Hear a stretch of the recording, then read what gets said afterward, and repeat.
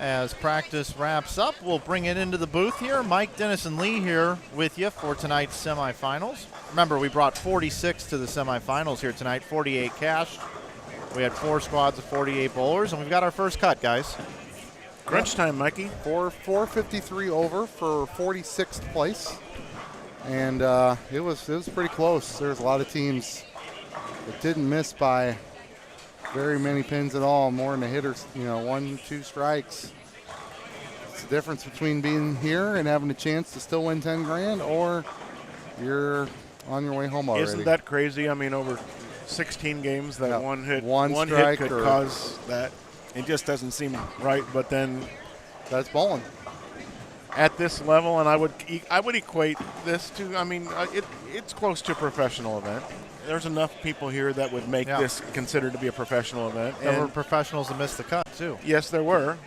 I always use the analogy of swimming in the Olympics. People miss by 2 or 3 seconds, and it's a huge amount, and that's the competition at that level, and that's what we have here when you miss a single spare in 16 games, and that costs you being able to cash in the event. House shot averages everything out a bit, though. Yeah, it does.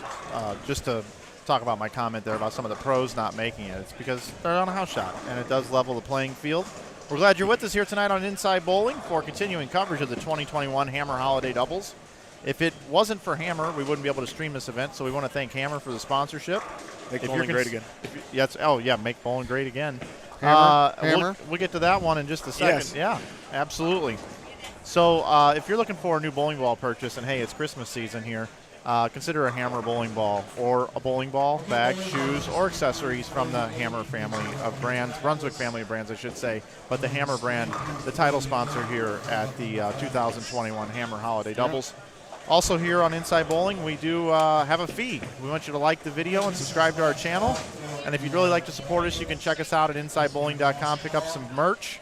You can save 20% this weekend only using coupon code YouTube. It's right down there by Lee on the screen. Or any other time, it's 15% off using that code if you're watching an archived version of this. It's really hard to do backwards and upside down. And we've had a lot of people pick up merch this weekend, and we thank you very much for supporting what we do here. So with no further ado, I guess we'll take it out to the lanes as they get ready to start up here. So step 1, go buy some merchandise. Step 2, go find your local pro shop operator. He just moved off camera. Oh, there you go. And get yourself a bowling ball drilled from the Brunswick family of brands. Absolutely. So we get started here on lanes 41 and 42, 43 and 44. These will also be the lanes that are in play for match play tomorrow morning. The bowlers are looking to get inside the top 12. So quite a deep cut here. 46 to 12. Big cut here tonight, just 5 games. It's a rapid pace. 5-game shootout here. All pinfall does carry over as we move into this semifinal round here tonight.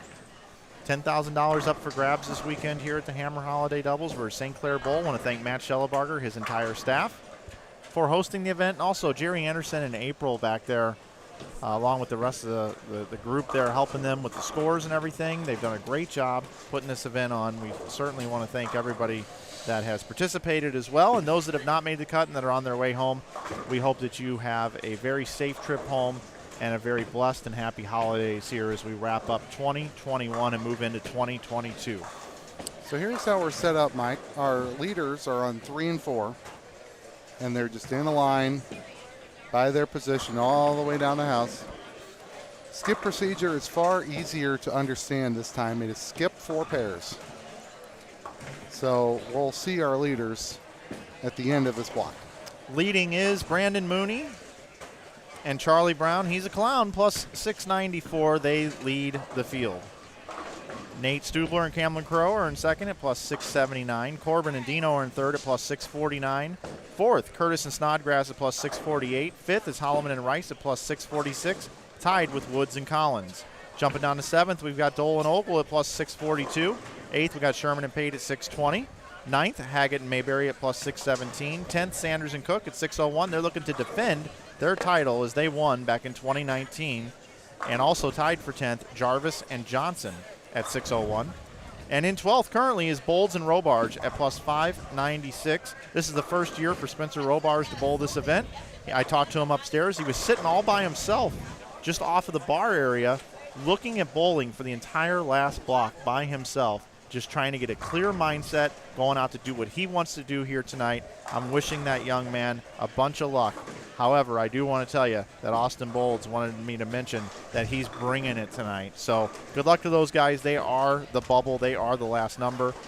Kevin Williams, Justin Knowles, couple lefties breathing down their neck at plus 590, and a slew of other bowlers trying to get inside the top 12 here tonight to have a chance at our top prize of $10,000. If you want to see the standings, you can head over to Inside Bowling's Facebook or Twitter, and you can check out and see how your favorite team fared in this year's holiday doubles.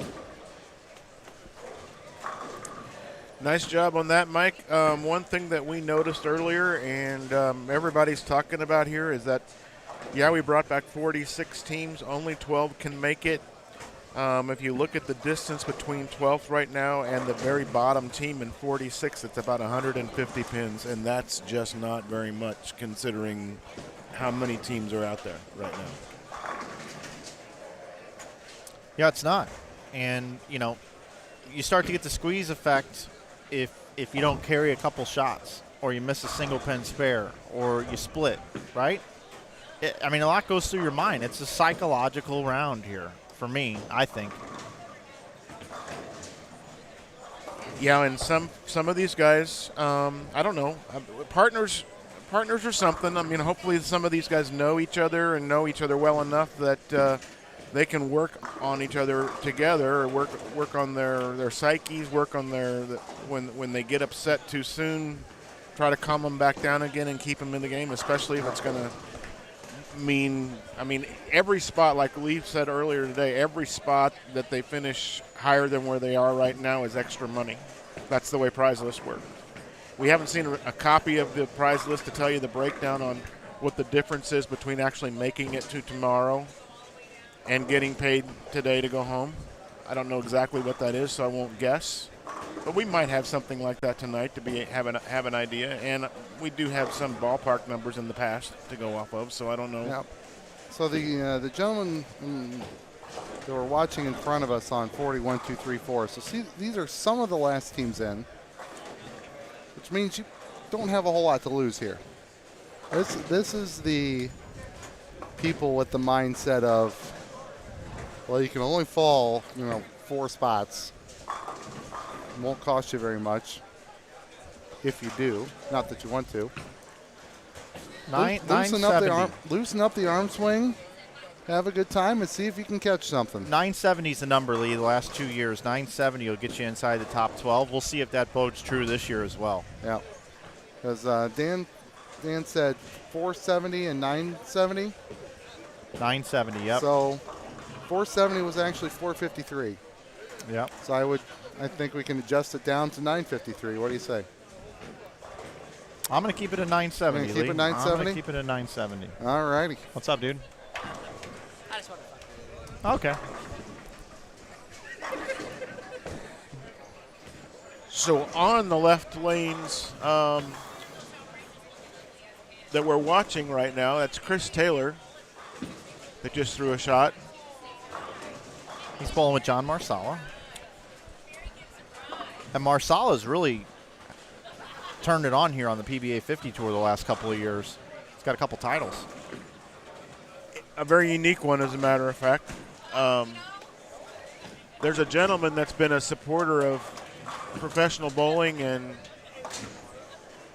the PBA 50 specifically because he's older and able to bowl in it right now, but he's got a pair of lanes in his basement. He sponsors a tournament. And then they actually had the PBA 50 finals in his basement in the 2 lanes that are in his house. John Marsala won that tournament this year. Yep. That was his second PBA 50 title. Right. You got Andy Stone and Adam Johnson, Jeremy Boyer and Roy Adams.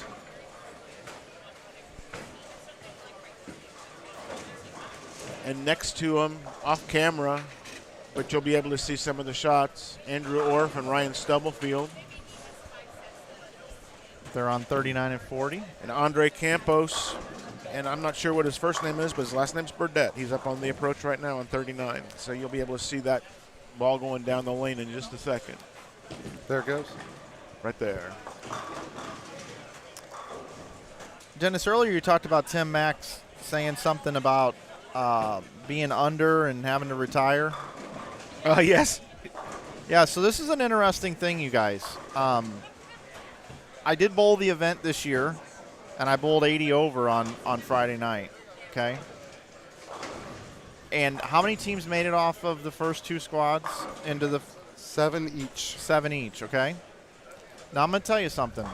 This morning for the Saturday squads, both squads, I stood in the meeting and said, "Hey everybody, I did bowl the event this year. I went 80 over.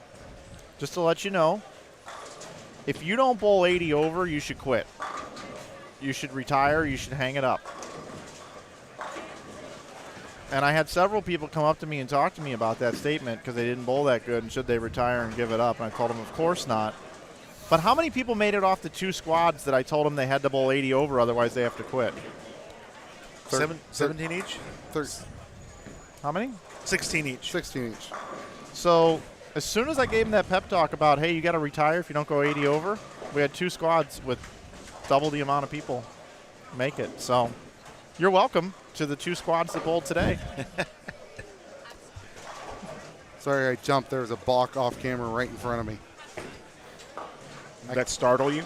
Yes, it did. It was very, very late. No harm, no foul.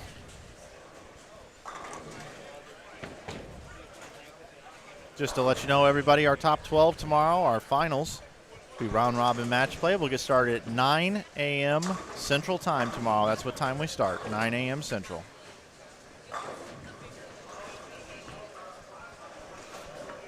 If anybody has any questions, the final format is full games doubles. It's not Baker, in case anybody's thinking that it might be that. So we will have 12 full doubles games with no stepladder at the end. Total pins plus bonus pins determines our champions. If you're in the chat and you're going to be responsible for getting somebody here tomorrow morning, be here by 8:30. If they have a problem with timeliness, tell them it starts at 7. Mike Flanagan, we'll see you at 8:58 in 5 seconds. Just kidding. Team I'm watching is Eddie Bird and Tom Hess. They're on 35 and 6 near us. I don't know why I have a vested interest in that particular team. I've just loved watching Tom bowl recently with the success that he's had. I want to see if he can keep that roll going. They've started out through 4 frames. They have 3 strikes, and the rest are all spares. And it seems weird, considering that the leaders are on 3 and 4, to see Eddie and Tom on 35 and 6. I know. That just is a weird feeling right now. I don't know what it is. I feel you on that. Good shot, Eddie.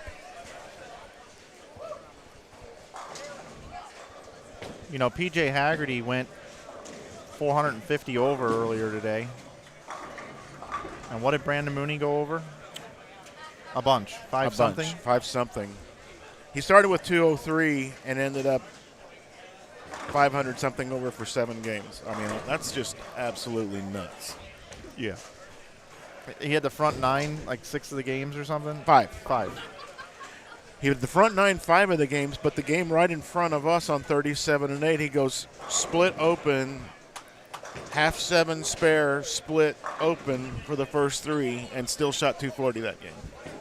Yep. And his partner said, oh, he's been carrying me all day. Maybe I ought to do my job for a game. And he shot 260, and they still went 100 over for the game.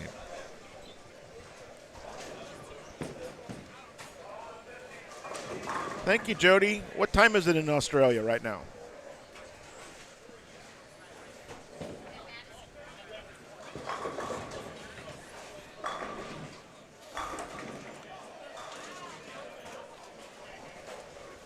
Switch it up here a little bit. We'll try to take you around a little more here tonight. Let's check in on how your favorite players are doing. Mike Wolf standing there with his hand on his hip. He must be upset about the quality of his first 6 strikes in 6 frames. It's got to be the quality because he does have the quantity of 6 strikes in the first 6 frames. We put out video earlier today of Mike Wolf attempting to clear a deadwood, and he kept it on the lane. Oh, boy. Oh, boy. And while we're watching here, you guys have got to take a look at the jerseys for Brian Villena and Jerry Mars. I mean, these are just classic. If you haven't seen them, have looked at them carefully. They make me smile. That's Shea Bittenbender over there on the right-hand lane. Ball with Tim Barrett. Remember them? Yeah. It seems so long ago. Wow, that's nice. Rick Justice bowled really well at the Nightmare doubles that we streamed a couple months ago.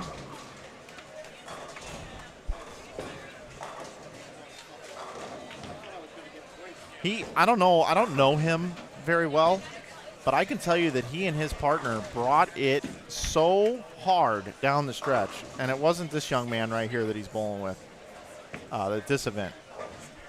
He's bowling with another guy, but man, down the stretch they were tough. I'm not used to seeing Tim in a blue shirt. Normally it's the black and red shirt. I guess they're saving that for tomorrow if they can make a run. Tony Lambert.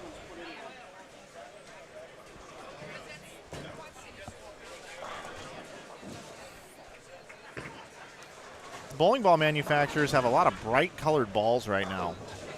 Whites and oranges and solid color balls. There's another orange one going down the lane. Pink. It's a little bit older, but it's still bright. We saw quite a few of them this weekend. The Hammer Black Widow pink. There's a Donovan Mitchell jersey over there on the left. He came up and talked to me about it, said that he modeled that jersey after the Utah Jazz dark mode jersey. Says, I know you're a Jazz fan. Check out my jersey I'm wearing tonight. We got some information in the chat about Brian and Jerry's jerseys, calling them their number 1, but they're minus the Diet. It is a number 1, but it's minus the Diet Coke because they're on. They are on a diet. Oh my goodness! So I guess you'd have to be a trio. It'd have to be a trio for them to have the Diet Coke and be a true number 1. That's right. Eddie Bird and Tom Hess update. I told you they weren't striking very much earlier, but now they've got it going. Eddie threw a triple and got a 9 spare in the 7th, and Tom threw a 4-bagger. Should we get a little chair out there for Brian so he doesn't have to sit on the ball return?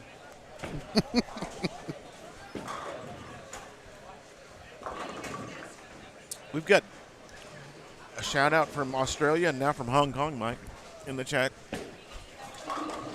Good day. right now. Good day. Oh, good day. I see what you're saying. Yes. Hello, Hong Kong. Hope you're doing well over there. You know, Hong Kong is a rhyming country. There are many other rhyming countries out there you can think of. I think it's the only one. Probably.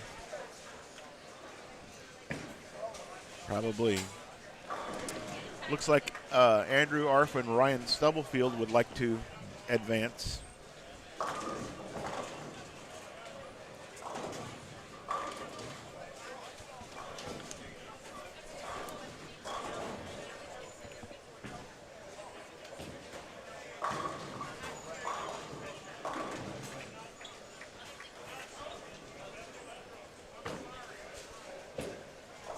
Lubinsky and Burks have got a nice game going as well on 35 and 36 currently. Lubinsky can bowl 279 through 8 frames. Through 7 frames, 246 left for Burks. Down on 44, Farrell Williams' partner, who I believe is Imhoff. Josh. Josh Yep. Imhoff, Yes. front 8. We'll get back there in a minute. He just threw his 8 shots, so you got a second there, Mike. Ryan Stubblefield going for the old classic St. Louis 267. Andrew Orff is going for the more traditional 279. I'm a big fan of Rick Justice, guys. When you go and you stream an event and you watch a guy bowl as good as he did, you just become a fan. And just as I let everybody know how great he is, runs over the rack for a 9. And that's going to make his string come to a close.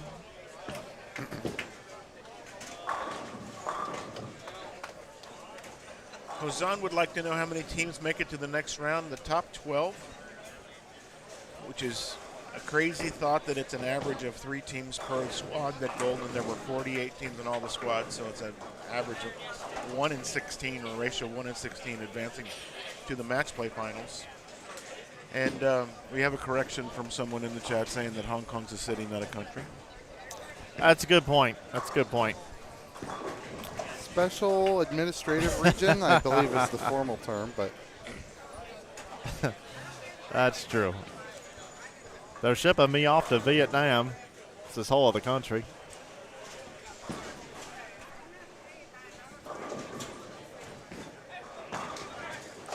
Chris Taylor down with 4 in a row. John Marsala with 290 left.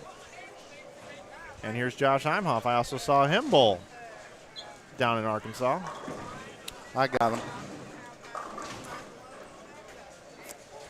All righty, so everybody's favorite, Liz and Adam, they have switched places. Liz is bowling first. Liz, I don't know if she carried the 10 pin or not. Nope, 229 with the spare. Barda can punch for 255.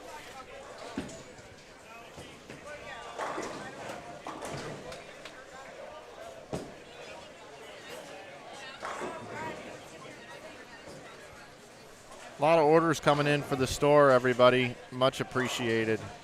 That's great. Find one you like, promo code YouTube, 20% off.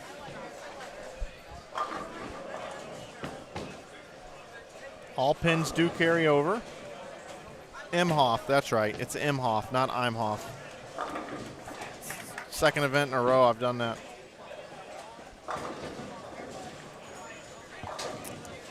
Thank you.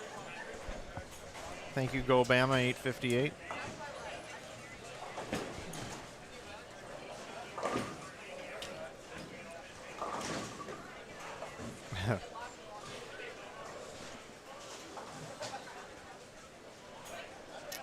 I think I need to liven up the chat. Offer up our first poll question.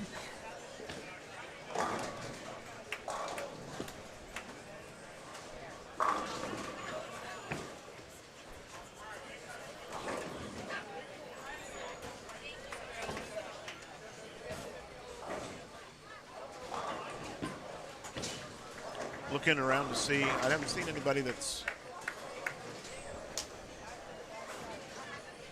started with a bunch, but there's a bunch that they're finishing with a bunch. Yeah, Taylor and Marsala are going to be the ones that fit that category there, Dennis. Spare 8-bagger, and then 48 off. John Marsala is going first to try and shoot 290. This is a good strategy. First frame, we'll do single pin spare. Something you can pick. Black cloud, it's not coming your way. Go shoot 290. That's just fun. All right, poll question. Who will lead the field after tonight's semifinals? Your first selection is Mooney and Brown, Stubler and Crow, Corbin and Dino, or any of the other 43 teams. And guys, we've rolled 1,000 concurrent viewers tonight. Thank you so much for tuning in on this wonderful Saturday night. We hope everyone out there is enjoying your Saturday.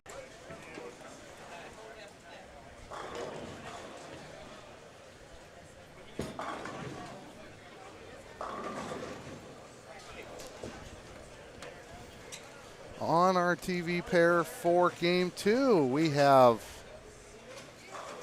Liz Johnson and Adam Barta. Adam was surprisingly friendly to me today. I fully, honestly, and wholeheartedly appreciated this friendship today, except for you're fired, which is table stakes around here. Yep. Hey, everybody, a little housekeeping. Apologize for the drop in the feed. We had an issue here internally, but I got it fixed and up and running, so you didn't miss much. So if it just skipped ahead in coverage, it's because we had a bit of an internet issue, but should be okay here for the rest of the night. I just got to remember to do something to prevent anything happening here moving forward. So apologize for that, everybody. We're picking it up here in game number 2, just getting started.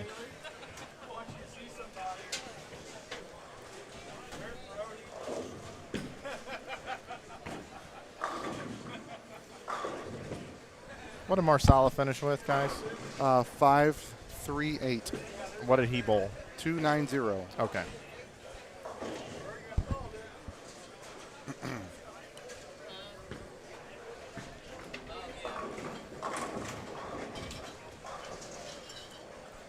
Hopefully people took that quick break to go over to InsideBowling.com, buy yourselves a T-shirt for Christmas. I doubt they bought when our feed was down. No, they're that committed. They got the dual monitor or the Dennis Hacker, Jeff Carter quad monitor, or the trading setup half a dozen monitors. It really is wonderful. We're cruising at 1,000 viewers, and now we're at like 212, it says. They'll come back. Although that may not be accurate either, as YouTube's a little behind sometimes. Right. Now, I got 706 showing right now in my browser. And it came back from low 200s. Mike, good point in the chat from Nico. People might have bought the shirt so you can upgrade the internet. Yeah. It's the bowling alley's internet, not ours. We just or they bought too many shirts and crashed the servers. Also a possibility. Yep. And someone asked in the chat earlier, it might have been Mike, Brian Valenta's shirt is a double cheeseburger. Oh, wow. I think we're going to break the stream on a regular basis moving forward because we just got a $20 super chat that says, thanks for fixing the stream, enjoying the tourney a ton. Thanks as always, Mike. That's awesome. From Ilpad. That's awesome. Thank you so much. Means the world.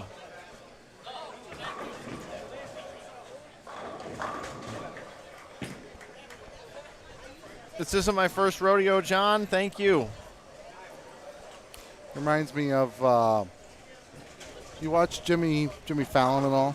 I used to watch him religiously, but I've kind of backed off, but I do enjoy his show. So he's got this segment on Wednesdays called Hashtags. Familiar with this? Yeah. Put up a random hashtag like we could do, like Inside Bowling's a hashtag. So when Congress passed the infrastructure bill, his hashtag was, if I had $1 trillion. And one of the comments was, I would buy a rodeo, and then I would buy another rodeo, just so I could say, this isn't my first rodeo. That's pretty crazy. Oh, my goodness. Wow. I'm blushing right now with these donations that are coming in. Rick Van Soyk, I hope you and Rebecca are doing well. I miss seeing you guys at events. I'm dating back 8 or 9 years, making you feel old, I'm sure. Don, thank you. Paul, Dunn, thank you. This is unbelievable. Looks like you got some Go Bama 858. some British pound sterling in there. Yeah. Thank you. There you go. We'll accept any currency that Here's that the, YouTube provides. here's the thing, everybody. If you're giving donations here, you can type whatever you want in here, and I'll read it on the air. You can ask anything you want. If you want me to say something stupid, I'll say something stupid. Whatever you want to do. Go Bama 858. Thank you so much. He says, thought I was going to have to go back to streaming the Japanese handicap tournament. Doug Law. He coached me when I was 12. Nice. Nice to see you, Doug. Philip Berry wants to know if we still have tumblers. We don't. We moved everything in-house, and I don't have the machine to cut the tumblers anymore. Maybe if we keep getting donations like this, I'll pick one of those machines up again. I like the only bass, he says. Isn't first rodeo. Actually just turned the computer's internet off and back on again. Holy donations. Yes, thank you very much.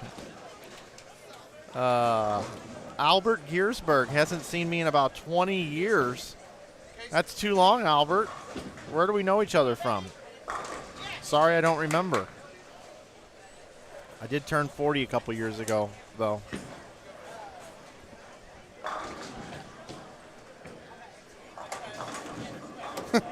They had bowling when you were 12.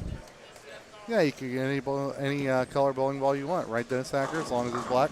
Absolutely. Wow, TMT Bowling, Stream TV. Go subscribe to his channel.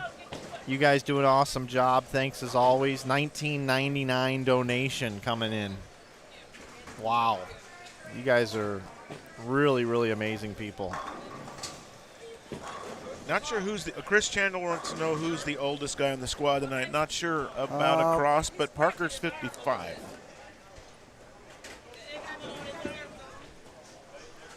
Tom Hess is 50. 50 or 51. Maybe 51 by now. That's possible.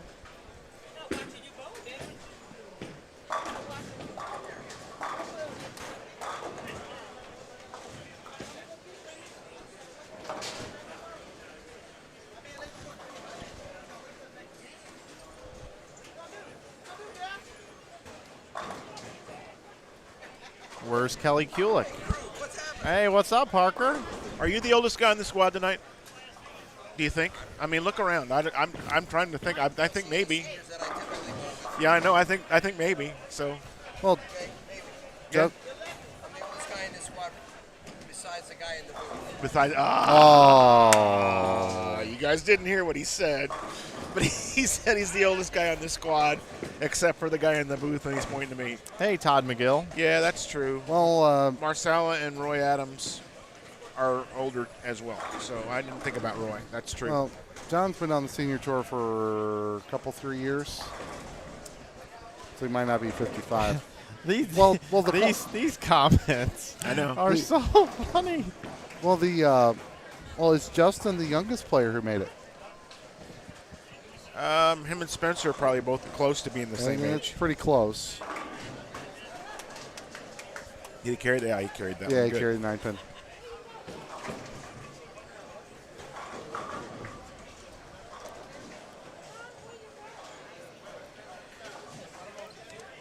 I don't think Tom Adcott's older than that. There was a question in there.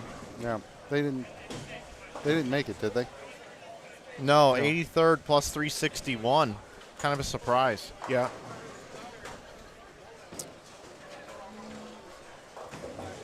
I watched him bowl most of the game on 49 and 50, and Carey was abysmal. Kerry Davis. No, Carey's just fine. I was in a good mood. Was on his way back home to Maconda. Not Wakanda, Maconda. Yeah. Jeff, you might be right. Parker might be 58. Then we should call him 55. He doesn't look like it. He doesn't look like it when he throws the bowling ball, but there's a few wrinkles in the face now. So I noticed that. And I can say that because he came over here and gave me a little crap a few minutes ago. So Bounce out of here. We'll take a look at our other pair that we have for you here. Here we go.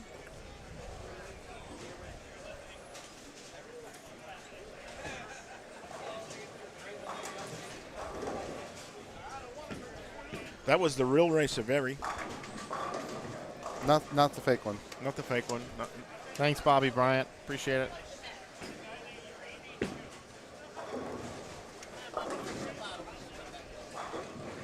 Oh, Jeff Fair. Hope you're doing good, my friend. Hope you're doing good. I'll tell that story right now since it is late at night here in most areas. So Storm sponsored the IB Open at Tropicana Lanes, and that was the year it exploded in entries. I was the tournament director. I was paying out the money. I was doing all this work. I was running the live stream. I had help, of course, but I stretched myself way too thin. And Randy Peterson was coming to town. Storm sent Randy Peterson to sit in the booth with me for this finals. And I got 20 minutes of just closing my eyes. Didn't even go to sleep at my house and had to go back to the center and get ready. And we got through all match play and everything, and then we had to set up the finals, and we were rushing around, and our switching software wasn't working well and everything. But we had to get on the air, and I was so taxed. I had nothing left in the tank. And here I am. I'm going to work with Randy Peterson for the first time ever in my life. And he had to fly to this tournament in St. Louis that isn't have a major network there or anything. And yet he was a professional. He was a pro. And I stood there, and I did the intro with him, and we started announcing, and I started out of the gate super quick. Like I was going like a mile a minute, like I was on speed or something. He told me to calm down. And then there was a shot that was a light tickler. It like tickled the bucket out. And I said to Randy, and Randy, look at that, the French tickler. And he was taking a drink and about spit it everywhere all over the booth. And he goes, I'm not touching that. That's on you, bro. That's on you, bro. And that's what Jeff Fair is talking about the chat right now. Yeah, it's still out there. We got Ryan Mao out there. Got Lee coughing up a lung. Yep. He smoked 6-pack of cigarettes in between the squad. You can turn him back up. I think he's okay now. All good, all good. John Brockman joining us now. Matthew Anderson has asked a couple of times, and I didn't have a chance to ask you last time, is the tournament sold out for next year already? So from what I understand, the opportunity was there today that as they were paying for brackets and whatnot, that at that time that was their opportunity to reserve their spot for next year, and I don't know how full the tournament is based on that. They haven't given us that information. It's pretty full. Probably not 100%. I would imagine probably not everybody put down the $100 required, but it's possible. But two squads were 100%. 100%? Yeah, two squads were. I would tell anybody interested in this, the Holiday Doubles has a Facebook page. Like it, follow it, subscribe to it, whatever, all the above. Information will be posted there, including how to get on the waiting list. I don't know when next year's tournament is. I don't know what dates it is.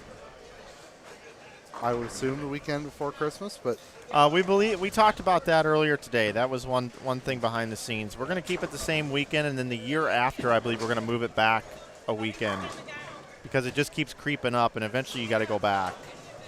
So there you go. That's not going to work for somebody. You know, something's going to come up for a fair amount of people. They do maintain a waiting list. Yes, it is reviewed. That's how you get in.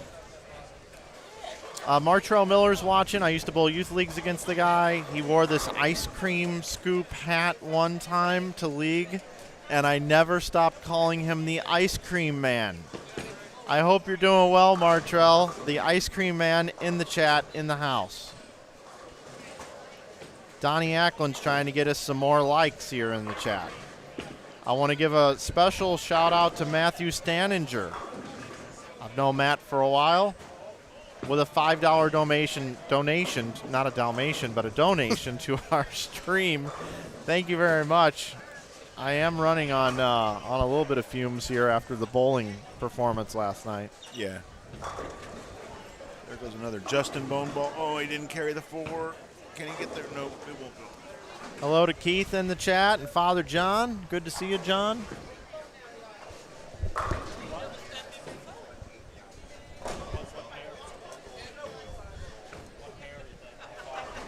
All right, so we've got a lot of questions about scores of people on this squad.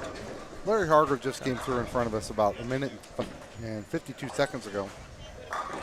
He'll be done in about 2 minutes and 52 seconds.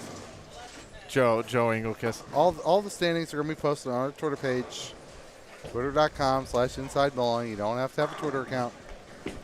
And that's where they'll be. And we'll review them after every game as we see another 7-10 on 37-8, Jordan Horns. So a couple quick things. Joe says he's going to make his donation to the stream next month in Waterloo. Joe, you could Johnny Big Time everybody here and just prepay for it right now and make some. You all are great, and we've got the front 8 times 2 for a team down there. I'm going to try to move the wireless down there and see if we can get it for you. Awesome. Hi, Doug Hathorn. Thank you very much. It's not possible that I look the same as 10 years ago. Believe me, there's a lot more gray in the hair. My sister will tell you I'm right about that. That's why it's so short, because gray hair just does not behave very well. So strings in front of us, Dennis. We have Ray Lucier Right. on 36, so off camera in front of us. He's got he's crossing with the bone zone. Yep. He's like, I can bowl. Here's front 8. Well, bowling PJ Haggerty. You know him. It is not like Parker and Justin haven't had to watch that all day, considering that they bowled with the tournament leaders. Yeah. Other scores of note, Barrett and Bittenbender have 118 and 119 respectively in the 5th, with strikes for each in the 6th. What else we got here? So Mike is moving the wireless cam, and let's see if I can click on it so I can see what's going on when he gets there. I don't even know where he went.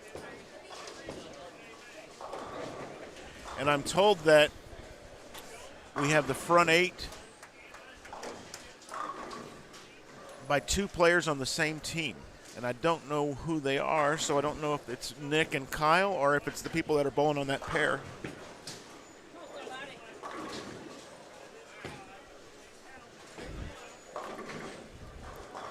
So Mike's back, and he's going to kind of tell us what's going on here. So, Boy, I eyeballed this. I couldn't even hardly see if it was straight, and it is.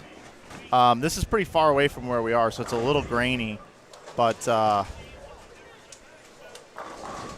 this is Matt Ogle and Mike Dole both have the front 9, I believe, is what this is. and Mike Dole is the Mike Dole that's spent the entire weekend almost in the booth for 2 squads at least, and gave you all the awesome Brunswick commentary. He's certainly 4th in time spent. Yep, I would say. All right, let's see if I can get these the binoculars all the way down. Thanks, Mike Miller.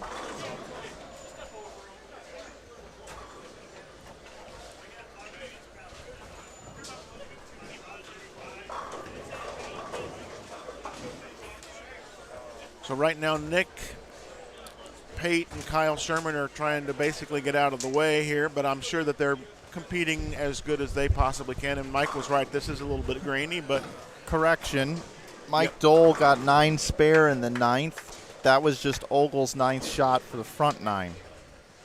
So they had a possible 600 going. Now it's 579. We'll stay here. Okay. Ray Lucier also threw a spare in the 9th to stop that string. Hey Jeff, thanks for the tip jar there, buddy. Yep. Mike, after we complete this work on 43 and 4, you don't even have to move the camera. Liz Johnson, strike, spare, 5-bagger. Adam Barta, front 8. So here's Mike Dole working on 79. And again, this is 18 lanes away from us over here. He's a little disgusted with that. I mean, it looks like he wanted it bad, and I don't blame him.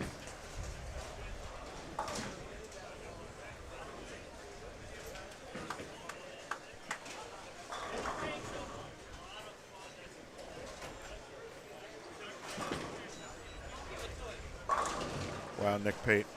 Gosh, he throws pins around sometimes. Also, we had some other banter. If you've been with us all weekend, there was a father-son duo that was being talked about. Any father and sons make match play here, and they talked about Rich and Andrew Orff making it, and Justin Bone and Parker could make it. Well, Dick Weber made the finals with John Weber. Dennis Sherman let me know. Oh, that's awesome. And also there was a three-peat in this tournament, 3 consecutive years. Randy Lightfoot and Leroy Bornhop won this tournament. Okay. I got that information when I was setting this camera up. Really? Yeah. Liz strikes again. They're going for 5. I can't tell. I'll Yes, take I you can. over there. Look at that. What a guy. Adam Barter with the front 8. 569.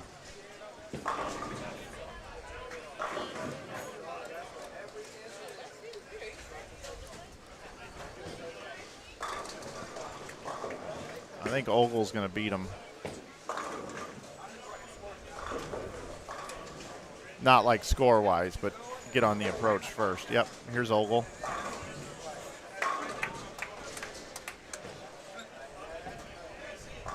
Matt Ogle has the front 9 looking for 10. No, he's not. Adam Barta can go first, he says. I don't want to go in front of Barta, Flanagan. Okay. 22 lane courtesy there. And Yep. Barta says nope. No. Mm-mm. Not today. Not today, my friend. That's crazy. I am not going to go first, Matt Ogle. All right, Matt. We're gonna send the volleyball back over into your court. Nope, not today. We'll just look at Tim Barrett throw a shot. He says, I'm going to bowl. You guys are nuts. 22 lane courtesy. Come on now. Ogle's wiping his ball at the ball return. Oh, Ogle took a re-rack. Oh, is that what it was? So I'm going to Ogle. Although now we're going to see this young kid pick the 7-10, I'm sure, and we're going to miss that. Nope, that didn't happen. Why is nobody bowling? Here's Adam. Oh, yeah, now we're going to Adam. He's up quickly. Perfect. Okay. Thank you, Adam. You win. I appreciate Adam getting up there, throwing a strike, 10 straight back, get out of the way. It's a little testy out there, Mike. That's I why know. nobody's bowling. There you go. There's Nice. 11 in a row. Father John, we see your question there. We'll come back to it when we start the next game and things calm down. Yeah, a we little got bit. a lot going on here. We've got lots of stuff. This will be going on Ogle's right now. second 300 of the tournament. And I don't remember, I don't remember him opening a gift. Did he come down here and open a gift? I don't know if he did or not. Yes, he got the blanket, did he not? Oh, you're right. He Because did. he's always Yes. cold. He's always cold. That's right. So he's hoping for like a thermal mug. I'll tell you what I love about Matt Ogle. I was up there looking for a couple batteries earlier at the front desk, and he goes, I got double A's in my truck, Mike, if you need them. So here's Matt Ogle, front 11, looking for his second 300 of the event.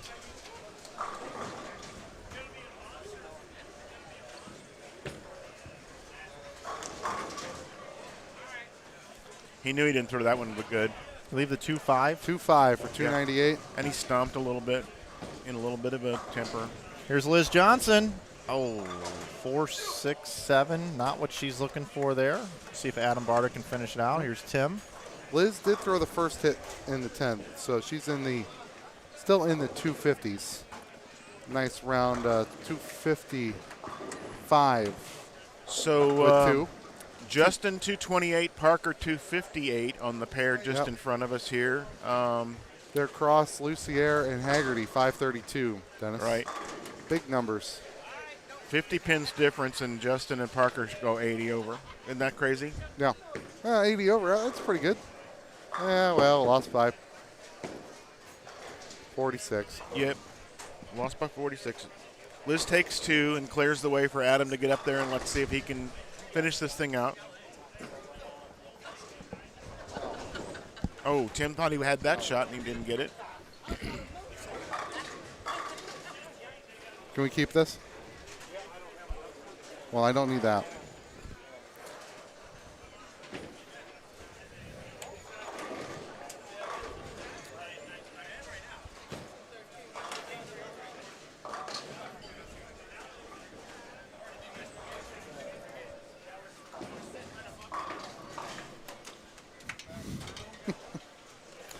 All right, Adam takes his time.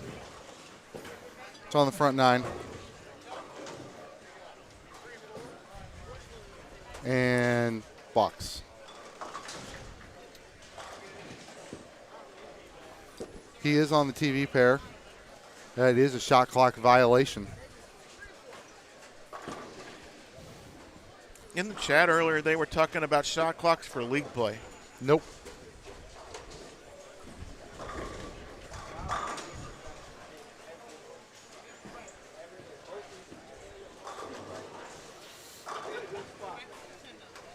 Adam's kind of hanging back a little bit right now. I know he's trying to make the finals and all, but doesn't he have like 200 or so? 200 or 300 games? I mean, maybe But 7. does he have one holiday doubles? I don't know about that one. I should know, and I don't.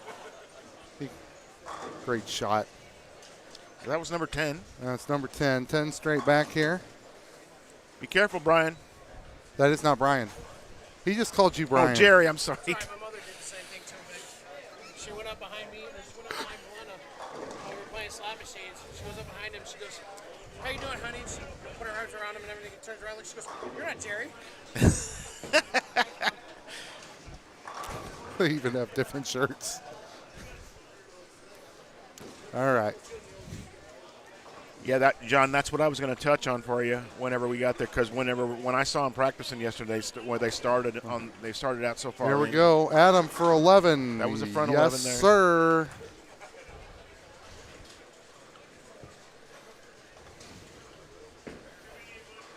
We'll take a look at Game 1 standings out of 5 after Adam finishes here. Nice crowd. It's congregated behind Scores Adam through the roof that game. on 40. I know. Fouled on his fill ball. 3 and 4.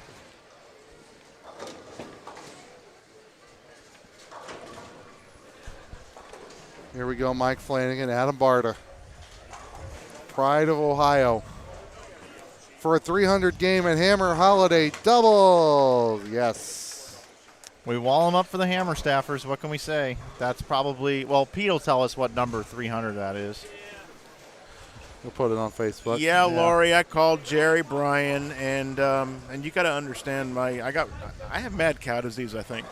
Do you really? For sure, but I think so All because right, I'm packing things up, everybody. Thanks for watching the stream here tonight. See ya. Never. All right. After game 1, Corbin and Dino, 8-16. Big game. Curtis and Snodgrass in second, 7:53. Stubler and Crow, 7:47. Mooney and Brown, he's a clown, 7:31. Jarvis and Johnson. Ceramic and Denton, Haggett, Mayberry, Dolan, Ogle, Hallman and Rice, Sherman and Pate, Woods and Collins, Farish and Eston were the number after one game at plus 656. So the number went up only by 30-something, well, 60-something pins, so 30 per bowler. What's the new number? 656. So it went up 55. Yep. Bolts. No. Yeah, It more than that. 656? Yep. Went up 60 pins. There you go. Bolts and Robars were only 4 behind it. Bone and Bone were 14th, shot 486. Barta and Johnson were tied for 32nd at 581, but they just shot 5-5-5. Mike Flanagan. That's crazy.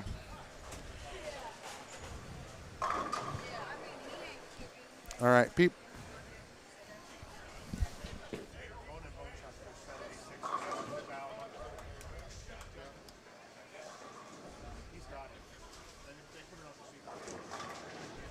Hosan, yeah. I didn't black cloud Barda. All right, Pete Bardis here. Pete, Adam shot 300. That is number 200 and what? I think 28. 228.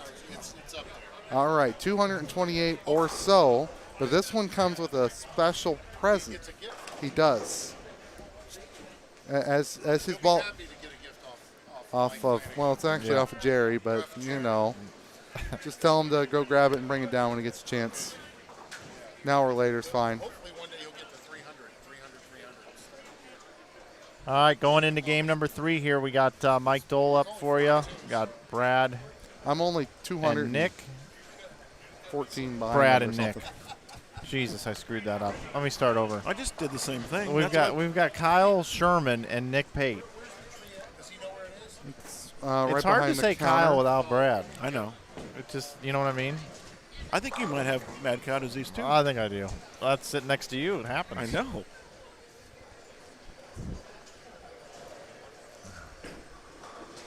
I think I got Happy Alligator.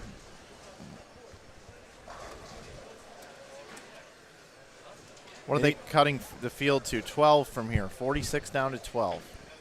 We'll be back with you at 12 games of round robin match play with 30 bonus pins being awarded in traditional bowling tomorrow morning at 9 a.m. Dave Barta said this is number 229 at Adam Bold. It's 229 300 game. Adam will confirm according to Pete, but something like that. His goal is to get to 300 300s. Well, Pete's goal is for Adam to get to 300 300s. Let's clarify that.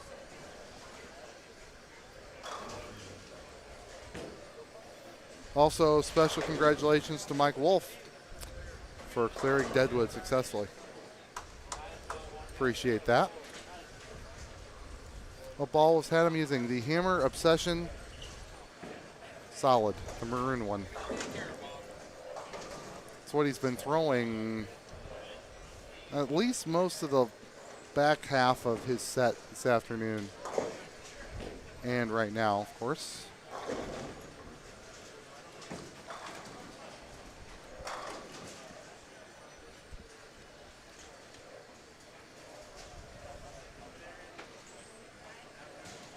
Kyle Sherman, I give him a 40% chance of picking up this split.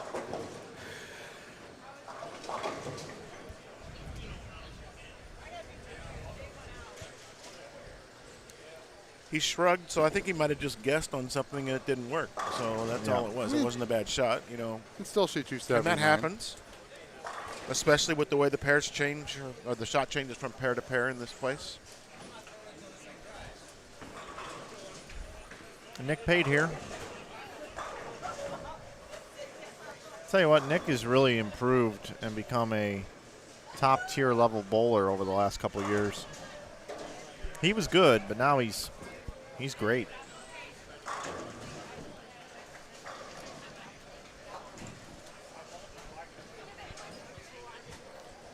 Mike Dole has arrived to the TV pair there, so we don't have to get the wireless cam if he and Matt Ogle go on another string. Jimmy Cook getting things started for he and Matt Sanders. Leaves just the No, oh, he no, he leaves didn't. nothing. No, Leaves he nothing. didn't. Let's take another look at that, Mike. This is going to be a little late here. Listen, Yes, sir. are there still presents? Yes. Okay. So here's what I would like to do. Okay. Yep, I and would come like over here. to pay my present forward. Okay. So here's what I want to happen. Okay. The next person that you see get a horrible break. Okay. Pocket 710, solid 9 pin. That's not a hammer staffer because Mike said they want them up for hammer staffers, I heard. Okay. I I want you to have them come over, pick a present, and that's my present to them for Christmas. There you go. I got it. I got you. Right? You understood? I got it. But you gotta let me know who it is. Yes, sir. Because if it's somebody I don't like, then Okay. So you want me to pre-clear the name with you? Okay, so what's happening here right now is Lee and Adam are having a conversation, and Adam is going to not accept the present. Instead, he wants us to keep an eye out for somebody that gets a bad break, and whenever they get a bad break, we are going to go down and let them go pick a present from the tree, and Adam is giving his present away to somebody else. That's how this is going to happen. So we're now just supposed to give it to Liz. Oh, now it's changed? He's paying it forward to Liz. Okay. So is he saying that the bad break is bowling with him? I guess so. I guess. Well, I'll tell you this right now. He didn't say when we had to award it. I like the old way because could you imagine he and Liz bowling like in the final match and their opponent getting a bad break, and I walk down and go, hey, just to let you know, that bad break right there, Adam Barta wants you to go pick a present from underneath the tree and go ahead and open it up. That's his gift to you for that bad break in the final game. That's what I'd have done. Yeah. Yeah. But I guess Liz is going to open it now. So question in the chat. There's someone Adam doesn't like? Impossible. Well, yeah, there's one. Two thumbs pointing at this guy. I was going to say, yeah, it's pretty much that's pretty much a given right now. We all know that. And that's the list. He fired you. Yep, right here. Yep. Again. Was that Tim Mack with the 710?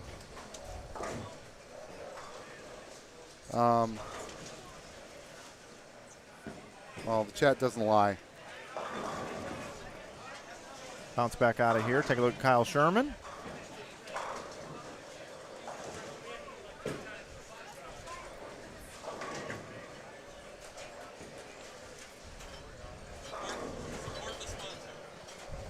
I'll be right back, guys. All right.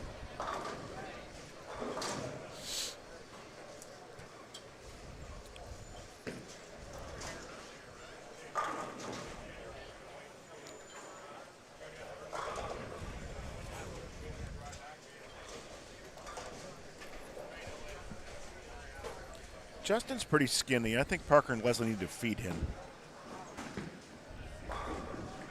You know? Yeah. Flying Icicles in the chat says, please say my name. It's Brandon Ratian. Pronounce it the best you can. LOL.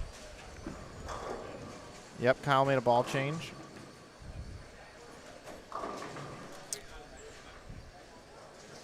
Wow, 1,239 viewers. Thank you, everybody, for being part of tonight's coverage of the 2021 Hammer Holiday Doubles.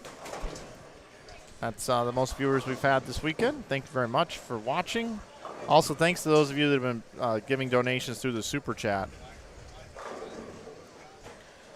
Honestly, Mike, it's 10 o'clock Central Time, obviously 11 on the East Coast, and to have 1,250 viewers at this time of night for a bowling tournament like this, it's awesome. It really is. Match play begins tomorrow at 9 a.m. Central Time. We'll be here for that.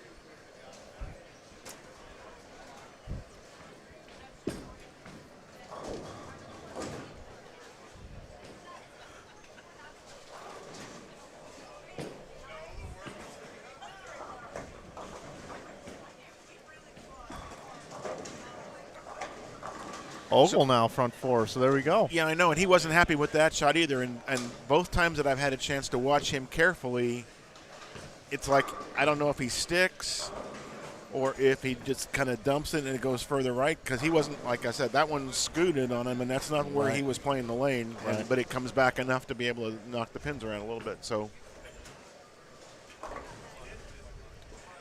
not that there's any shabby crosses in the top 46, but that's not a bad cross right there. Dolan, Ogle, and Sherman and Pate Miller or whatever. I mean, Brad Pate. Yeah. Yeah, Brad Pate. Let's just go with that. We could. Here we have Brad Pate, part of the Brad and Kyle YouTube channel. There's Kevin Williams coming through, professional rapper, part-time bowler. All right, here we go. Oh, Nick, that Goodness. 4-9.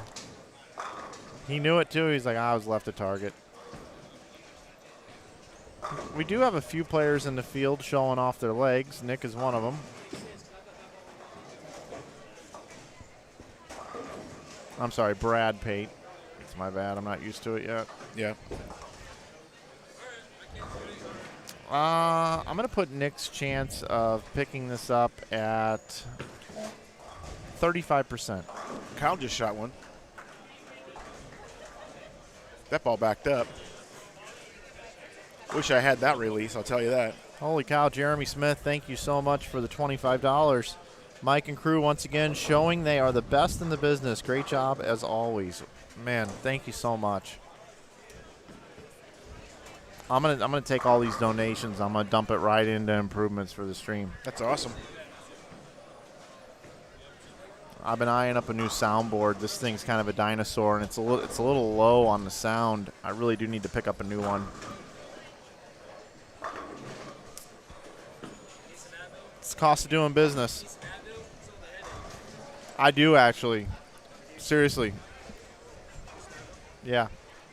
You know it's bad when the competitors of the tournament look over at me and go, "You need some Advil?" Yeah. Oh, Chad beat you to it. Couple.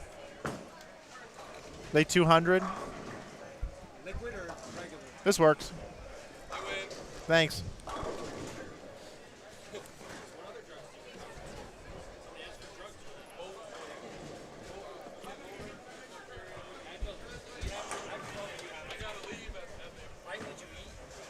Yeah. That might be contributing to it. That's why.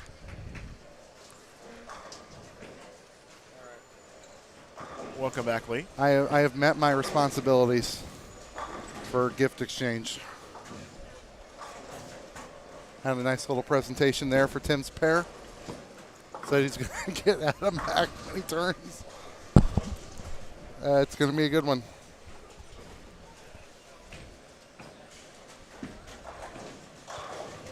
Got some good comments here in the chat. We got a delay on again. Excellent connection, so it's just something on your internet. that there. Could be that. That happened once earlier when you were gone, Dennis, and it Okay. fixed itself rather quickly. The chat seems to be just fine.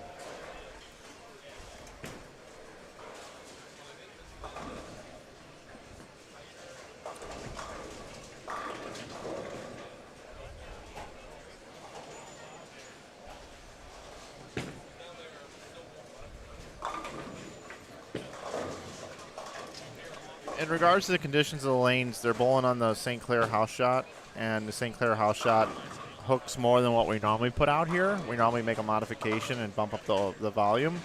This year we just went with the St. Clair house shot, and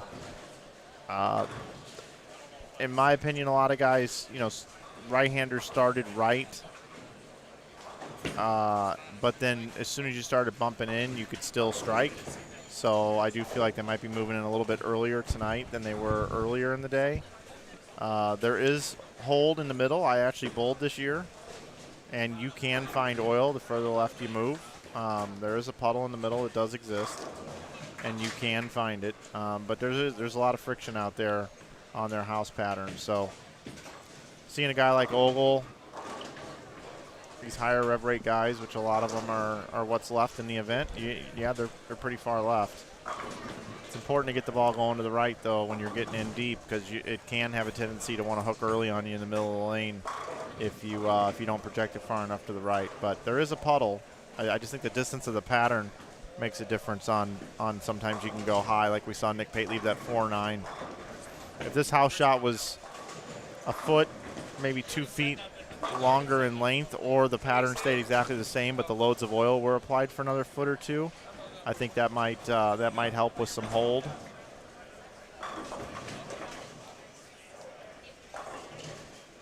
Wow. Yeah, and that's kind of what happens. You know, Nick made a little move left. It's easy to wrap a 10 from in there because he's right in the oil. If he gets it further right, he's got a chance to carry the 10.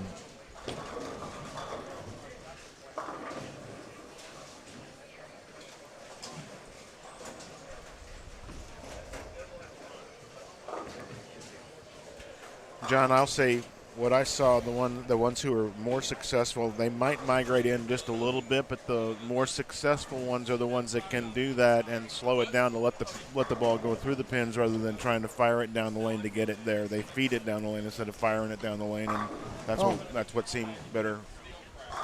I agree. Thanks to Tom and Liz of Little House. there you go.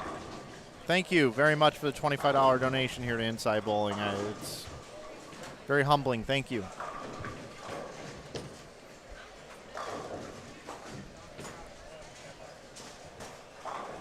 Victor, this is the house shot that's put out every day for leagues here at St. Clair in Fairview Heights, Illinois.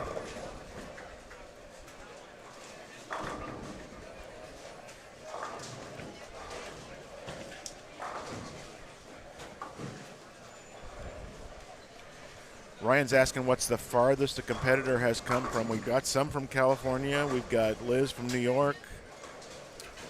Florida.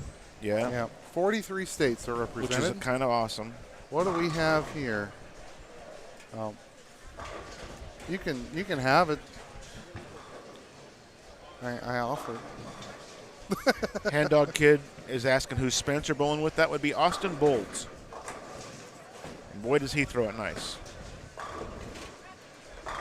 Oh, Joe, no, there was no GoFundMe announcement. Just people are just taking advantage of our super chat, which I'm going to play with one of the tools here as well.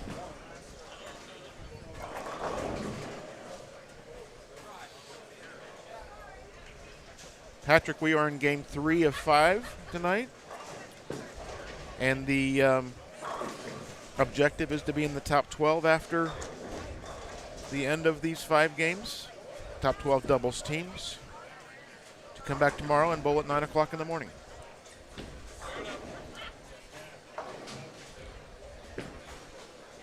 is that 1,329 viewers, Mike Flanagan? Yeah, we're crushing it right now. People are loving this, and we're loving them.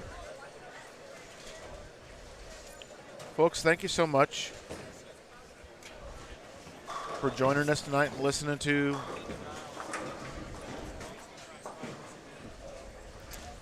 There's a comment in the chat that Spencer's brother shot 300 today down in Springfield, Missouri. There are more row barges. No, it's Blake DeMoore. I did not know that. Yep. And Jerry's running around with a sticky right now that says 12th after 2 is 7:58. So We need to get Jerry a whiteboard. He can just kind of walk it around. If you know he's coming and you're not a score chaser, you just don't look at him. He's walking around with that right now? he just walked down through here with a little sticky on his hand, showing it to everybody. Well, they didn't email me the standings yet, but they know that. Are you on their distribution list? Yeah. Okay. Hi, Steve. I saw that question yesterday. I don't know the exact dates. It's sometime in the middle of May, like it always is.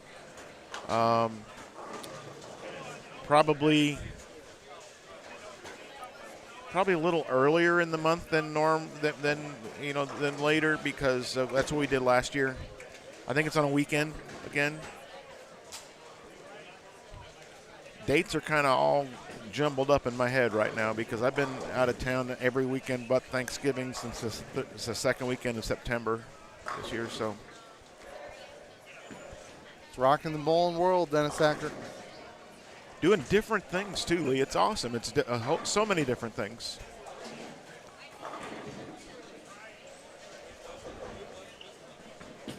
I've actually been a guest speaker at 2 Hall of Fame banquets. Okay. Yeah. I ran the senior tournament in Missouri for 3 weekends. And the weekend after that, I went to Reno to be a guest. And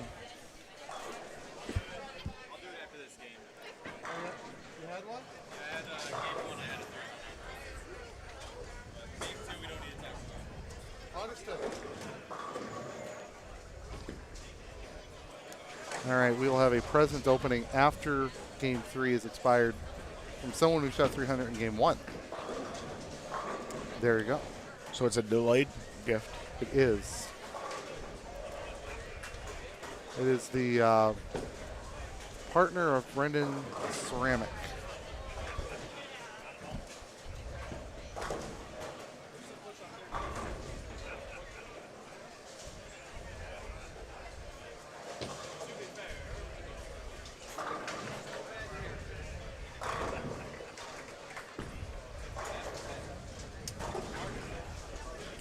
You told us not to talk about the second game, so I will not. Who did? Oh, okay. Mr. 300.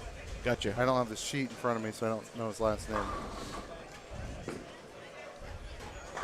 Victor, I'm sure there are tournaments around that will want a modified house shot. This is not one of them. One of the banners of this tournament is that it has always been contested on an easy condition. People come here knowing it's going to be exactly that. And you can't really argue with success. Four different squads today this weekend with 48 bowlers on it.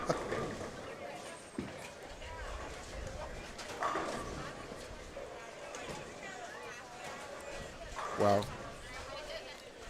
So then that would push the Friday afternoon squad off till like 2 o'clock or something like that? Yeah. Just asking questions. I understand. That's my vote, Dennis. That's your vote? Yes. Okay, Lee's voting for me under my my name here, but Lee, we were in the minority on that one. I see this. Yeah, so that's okay. Oh, we're coming back.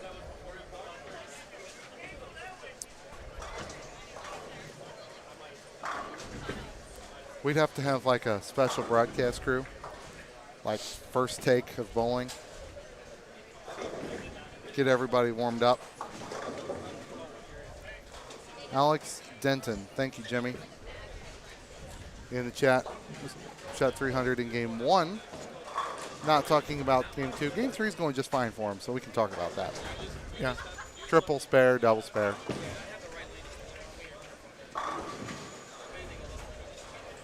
Real quick, here's your standings after game number 2. You guys want to run them down real quick? Corbin and Dino, 893, their lead, only 11 pins. Curtis and Snodgrass in second. Only 10 behind them, Stubler and Crow at 872. Dole and Ogle after that big game, up to fourth at 854. Haggett and Mayberry fifth. Jarvis and Johnson sixth. Ceramic and the aforementioned Alex Denton seventh. Brandon Mooney and Charlie Brown in eighth. Just about 112 behind the leaders. Haggerty and Lucier, Farish and Eston, they're having a good game in front of us off camera. Higgins and Roberts, also, same can be said for them. Sanders and Cook are in 12th at 750. There are 7 teams within 50 pins of that. I think the team there that I'm really impressed with is Haggerty and Lucier. And Mike, can you put that up just for 1 second? So the big mover of the game would be, besides Dolan Ogle, but they were already way up there, Barda and Johnson after shooting 555. They went from a tie for 32nd all the way to 14th. They're knocking on the door, Mike Flanagan. Right behind Kyle Sherman and Brad Pate. Barda Nation is coming.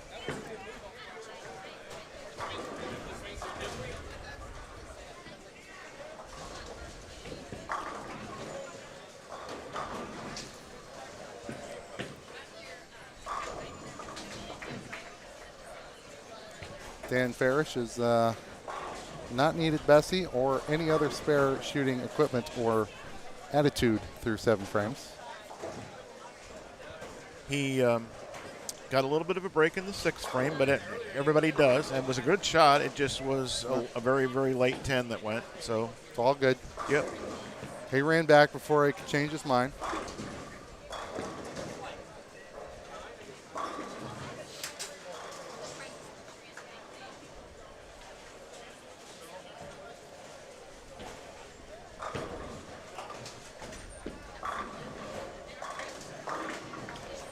That was outrageous. Thanks for the participation on the poll. And the winner is 81%, absolutely. 19%, you need to have your head examined. The question was, should we run a Friday squad next year at 8 a.m.?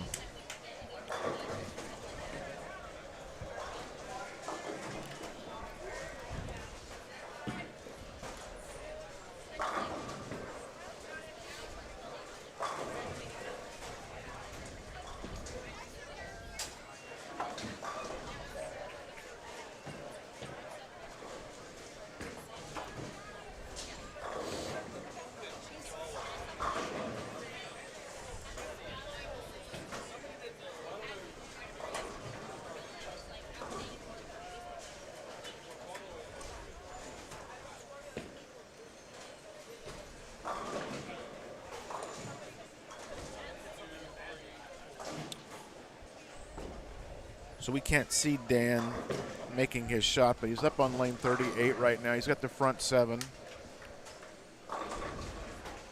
And that was the same hit as last time, except the 6 didn't do its job.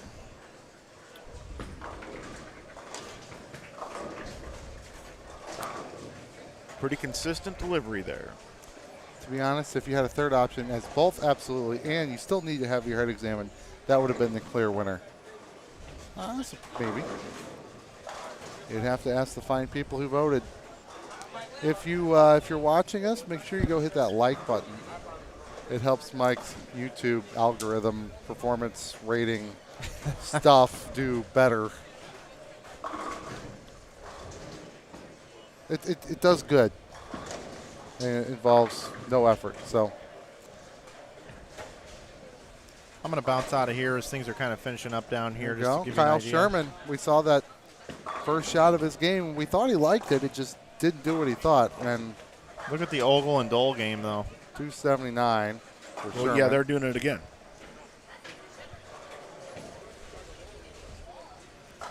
$279 for those guys. I think so.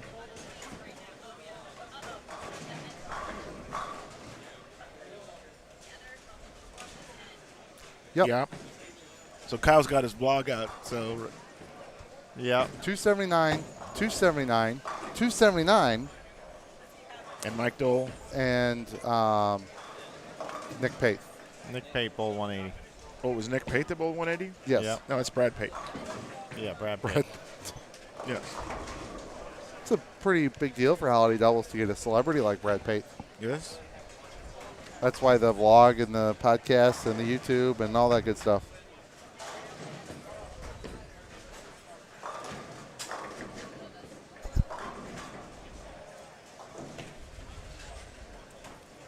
It's raining 270s. It is. It's raining 270s. Hallelujah. Lee, isn't that your favorite song? It's Raining Men. No. I thought it was. No.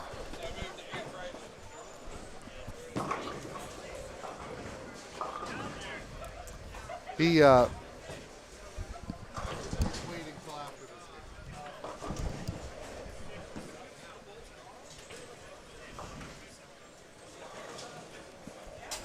I think Dan Farage can still shoot 279.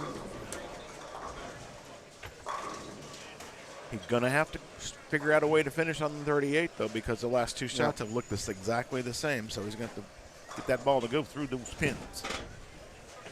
Like Kevin Williams. Biondo and Pollock, I believe, were second 2 years ago. See them just wrapping up a game there. Kevin Williams can shoot 279. He likes that ghost. Mike Dole is smiling.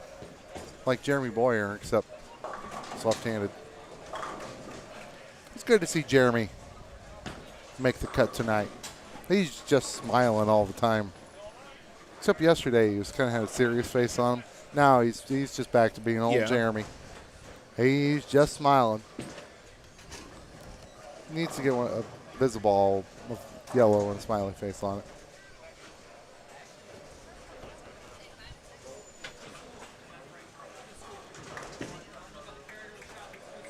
great to see Dan Beeman make the cut. He's bowled this just about every year we've done this.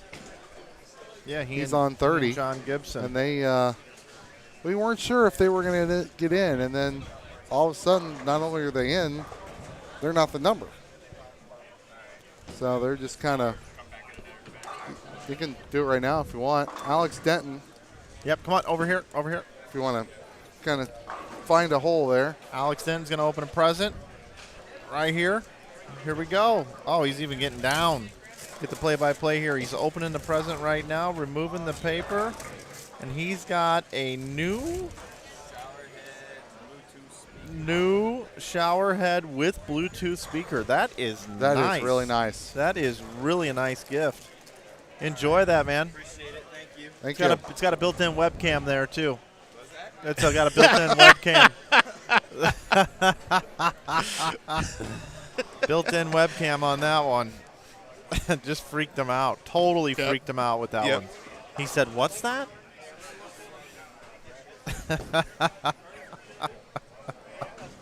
All right, here comes Matthew Sanders, sponsored by Bud Light and Track.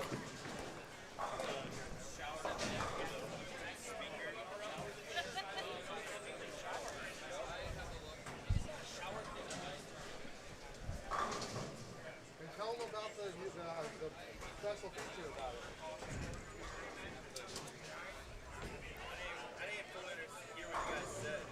He said it has a built-in webcam.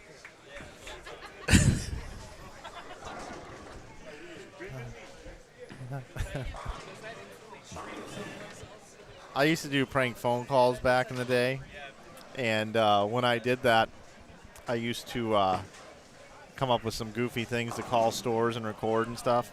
That would be a good one. Call a store and say, "Yeah, I'm looking. Do you guys sell shower heads?" "Oh, absolutely, we do." "Do you have any with built-in webcams?" Yeah. And speaking of the devil, Darren Tang in the chat. Nice to have you here, D Tang. A couple of housekeeping notes here. If you haven't followed Darren Tang's YouTube channel, our 45,000 subscribers that we have over here, we would love for you to go subscribe to Darren Tang's YouTube channel right now. He puts out incredible content, really good stuff, and follow along with Darren Tang. He's one of the good guys in bowling. Make sure that you go subscribe to Darren Tang's YouTube channel. You will not be sorry. Second of all, Darren, I sent you an email last week. I don't know if I have the right email address or not, bud, but if you don't mind getting in touch with me, I'm working on wanting to talk a little YouTube with the YouTubers in bowling and see if in 2022 we can all maybe get together and work on discussing some strategy and stuff like that with growing our channels unified together. So make sure you reach out, bud. Hope you're doing well here tonight. I assume you're in Las Vegas.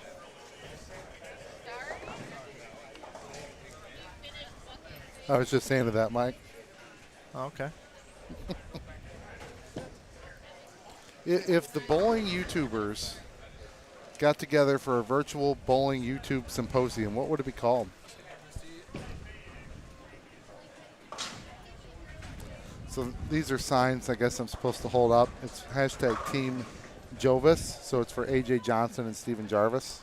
Okay. So I guess they're coming this way. We've been handed a couple of signs here. Yeah, we're pretty popular, Mike Flanagan. Okay. You should expect so. True. Yeah. That's it. So now, as the bowlers make their way through the center here, skipping 4 pairs to the right.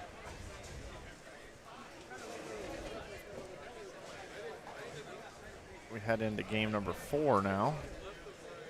And there we go.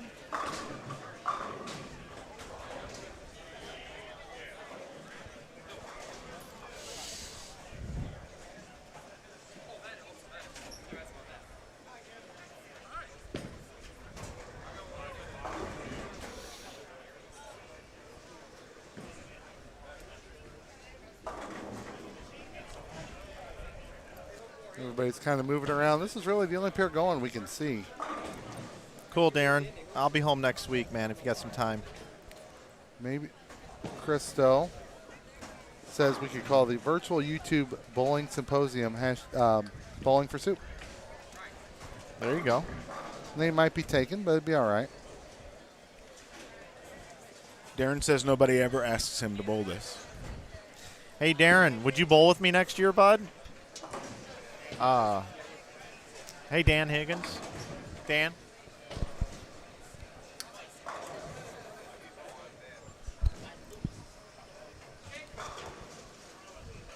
Dan Higgins.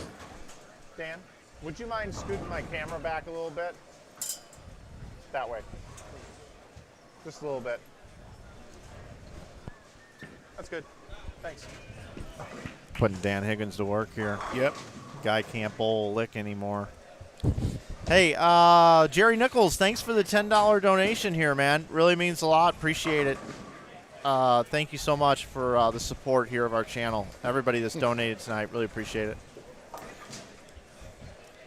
I got to come up with some added value to anybody that does those donations, like that you get something from me, like a dare, pie in the face, something like that at the end of the weekend. Well, for a donation of $39.99, you get the Dennis Hacker Funko Pop, right?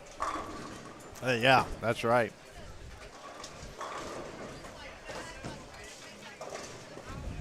And there's only going to be so many made, and it's not that many. So I'll admit something. I'm fairly up to speed with a lot of stuff, but I don't have any idea what you're talking about. Mike does. I know Mike does, and I know other people do. What was it? The Dennis Hacker Funko Pop. Yeah. You don't know what a Funko Pop is? I don't know what that is.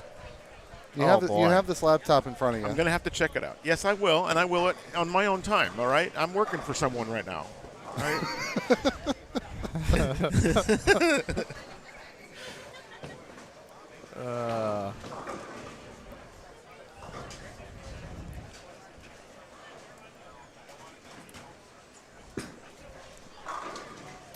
Stubler and Crow will be on in game number 5, just to let everybody know. So these teams kind of started this session in the not quite the top, although our qualifying leaders should be on 33 and 34, which is just off camera. So you'll see them. They'll be on 43 and 44 for the last game, which is clearly in the camera. It looks like Michael might have lost his partner.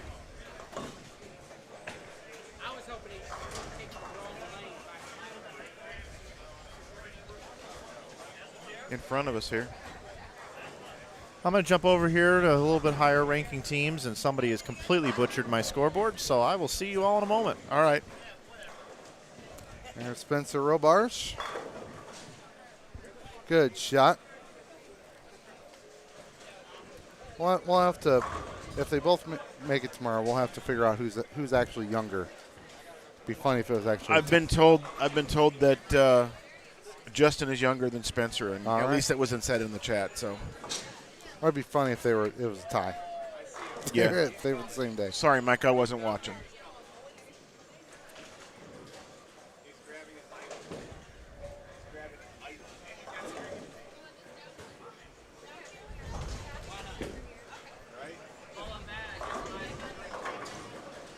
Kevin Williams looks like he's down on. He just had a nice game. I didn't quite see what 47 and 48 now, I believe. That's where I see him standing down there. So I think he shot 268 the last game. Don't hold me to that, but Standings after game number 2 are up on our Twitter page at Inside Bowling if you want to go take a look at that. We'll be updating Facebook at the end of the block, just to let everybody know. Brendan Pick is putting rumors in the chat. Robert Perkapile coming in with $10 donation here to the stream tonight. Thank you so much. And he has highlighted here for Dennis, how do you not know what a Funko Pop is? You can't, LOL. You can't really answer a question that you don't know. How do you don't know? You don't know. Robert, I'm old. You've seen me on camera enough times this weekend.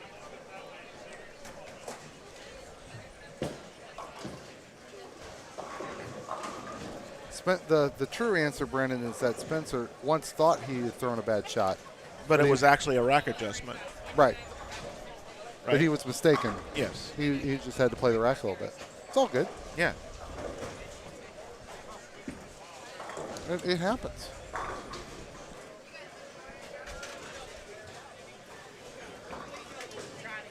Michael found his partner.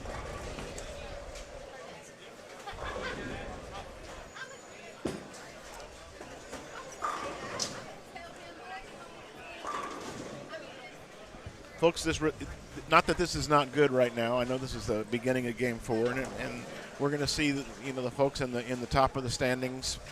Probably some of them have creeped up and have probably flipped down the other side because they've bowled really good games from the middle. And this was really tight to start out with, but tomorrow is a lot of fun. If you haven't seen it, please join us tomorrow at 9 o'clock. The number is pared down to 24 people in here. It's a lot easier for us to keep track of what's going on. We can see pretty much everything from this table as we go. And it will be a good show. If you're close by to Fairview Heights, come on out. Start at 9, probably be done about 3:15.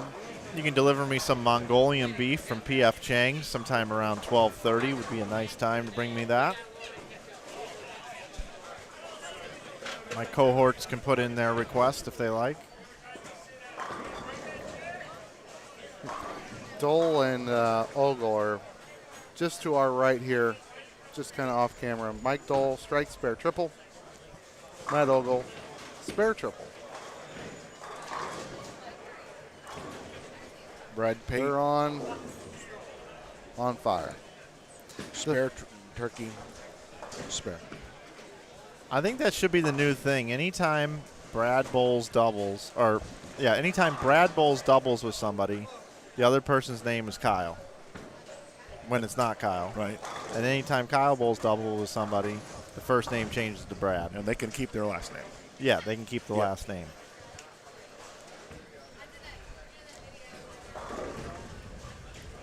Kim Kenny, I am not ordering DoorDash.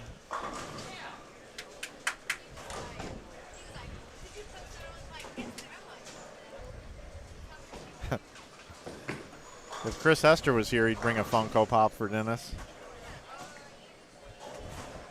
You think so? Dennis, if we didn't tell you what a Funko Pop was already, kind of give you a heads up, it almost sounds like a treat you'd get out of the freezer. Hey, I'm kind of hungry. Would you mind grabbing a Funko Pop out of the freezer? Oh, no problem. What flavor you want?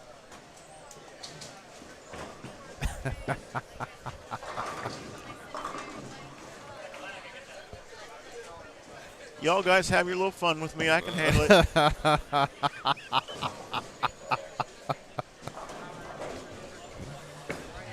Oh, man.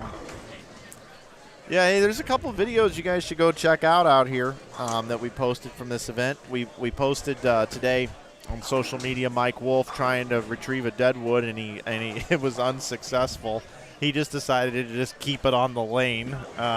So congratulations. Wow, that's a bone 8 right there for AAJ. But, yeah, so that happened. And then we interviewed Pete Weber Friday night. He got emotional talking about Tita Semez and Mark Roth. We also put that on our Facebook page. Probably going to also end up putting it out on YouTube this week. Appreciate Pete spending a little bit of time with us. Spencer Robarge, the future of rock and roll. Here, this is a good one right here. Let's see if anybody can tell me what movie this quote is from, okay? And you guys can play along, too, if you want. You guys ready for the quote? Here we go. And if nobody gets it in like a minute, I'll make it a multiple choice in the chat. Okay. 97X. Bam. The future of rock and roll. 97X. Bam. The future of rock and roll. What movie is that from? Tom Cruise, Dustin Hoffman. Oh, my goodness. Oh, my goodness gracious. Dennis Hacker. This is unbelievable. Everybody knows this. Look at this. Brian F. is correct. And Dennis knew it. Wow. 97X. So, bam. How about this? So we obviously have it first. The future of rock and roll. All right. Wrong answers only. What movie is that from? Wrong answers only. We have Waterboy. It's a good one.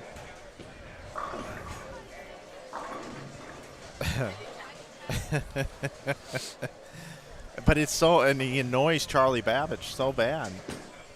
97X. Bam! The future of rock and roll. Brandon.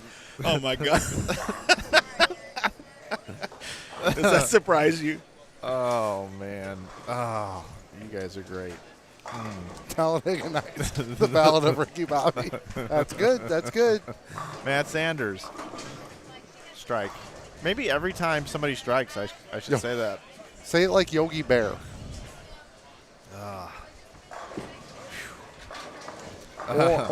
Or Good Morning Vietnam, Lion King, Lord of the Rings, Revenge of the Nerds. Oh, Viva Dining. Denang me. Why don't they get a rope and hang me?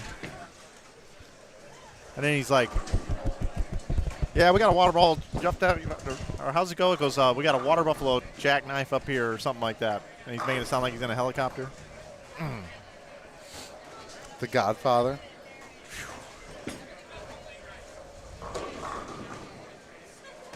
Who Framed Roger Rabbit? Not bad. School of Rock. Fantastic movie. I love that movie. Oh, me too. I really like the drummer. How he ends up with the spiky hair and the tearing the sleeves off of his shirt. Your son is very talented. Yes. Yours too. He is very skilled. Skilled.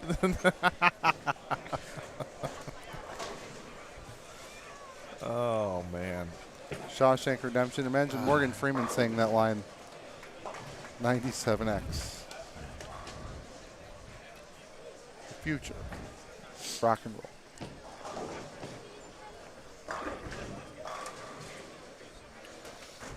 Got some Dolan Ogle haven't stopped yet. Got 280 and 290 off. So did Mike Wolf get Munson while trying to get the Deadwood?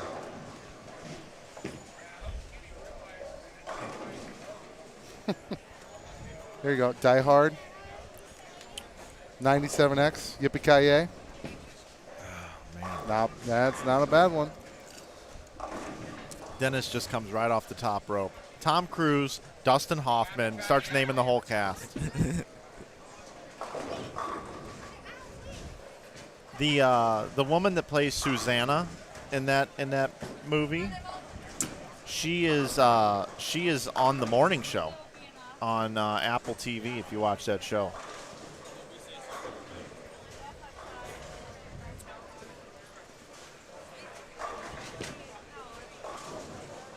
Gosh, those guys are bowling good. Dole and Ogle are in Dole the and zone. Ogle are doing fantastic. Corbin and Dino are on 35. Well, when we flip, you'll see a little bit of them.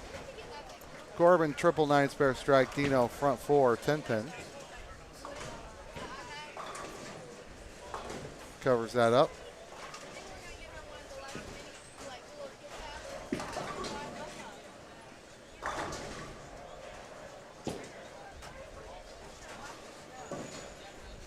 The Notebook.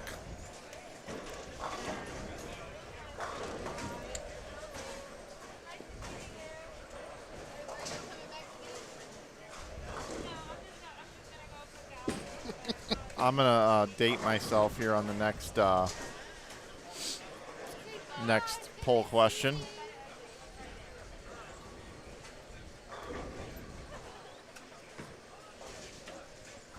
Yep, Waz, you're right. Valerie Galino.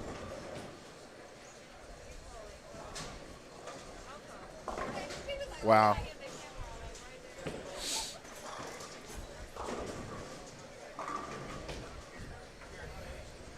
All right, after 3, Mike Flanagan. Yeah. Dolan Ogle. Not really surprised the way they are locked and loaded, plus 1,012. The I'm first shocked. team to make it to 1,000 over. Curtis and Snodgrass at second, 977. Stubler Crow, third, 934. Corbin and Dino, 929. Have a good game. Right in front of us, Haggett and Mayberry in fifth at 885. We're starting to see a little separation at the top. Haggerty and Lucierity, 41. Farish and Eston up to seventh, 836. Mooney and Brown started at the top, still in eighth. They're at plus 820, but listen to the numbers behind that.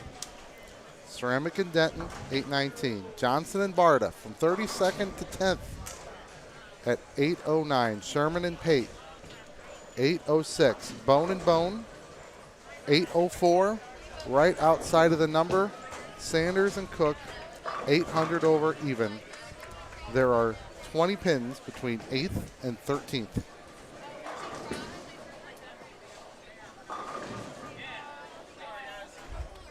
Olds and Robards, 27th. Well, that's a shock. Other teams that are just on the outside looking in that are somewhere around here, it should be most of them. Jarvis and Johnson have fallen to 14th at plus 784. Biondo and Pollock 15th. Holloman and Rice are 16th, but they're right on 37 and 8, so they're in front of us. AJ Rice has front 4, 9 spare, 9 spare strike. Michael Holloman has the front 7. Hello, big scores. Higgins and Roberts, Lubinsky and Burks, Woods and Collins, Mars and Valenta are in 20th. Other names we've been paying attention to, Barrett and Bittenbender are in 31st. Bird and Hess in 33rd. O'Brien and Sapolis 36th.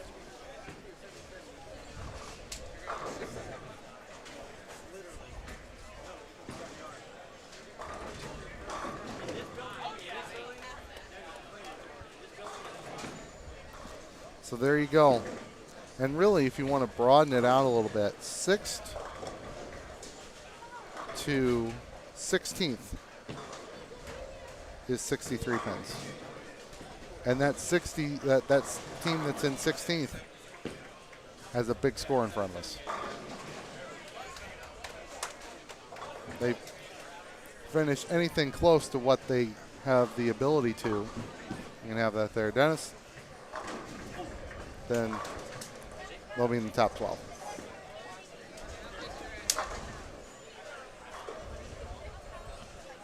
What was the results of the last poll there? Eddie Murphy won.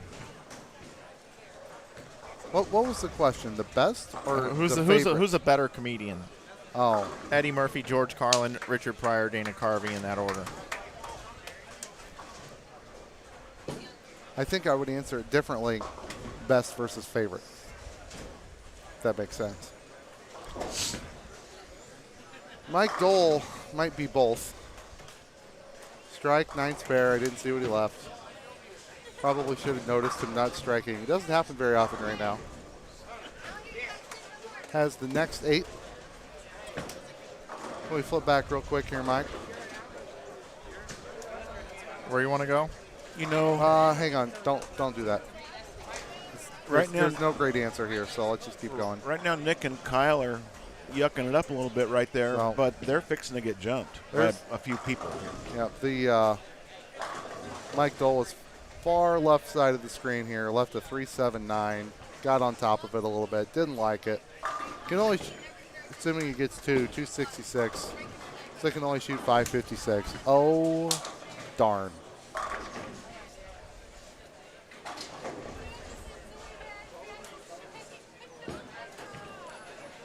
Girl, I can't understand it. 250. Why you wanna hurt me? 250, 220, so they go 80 over possibly with if Kyle can strike twice here, That, I believe. well, we're going to watch the animations first. Gotcha. Michael Holloman, what a bad break. Couldn't get the 10 out. My Everything- girl wants everything to hopped around the party 10 all pin. It time, just couldn't party get it all out. the time, party all the 266 for Mike Dole. My girl wants to We want to thank party Mike for all spending all the time in the chat with us. Party all the time. Party all the time.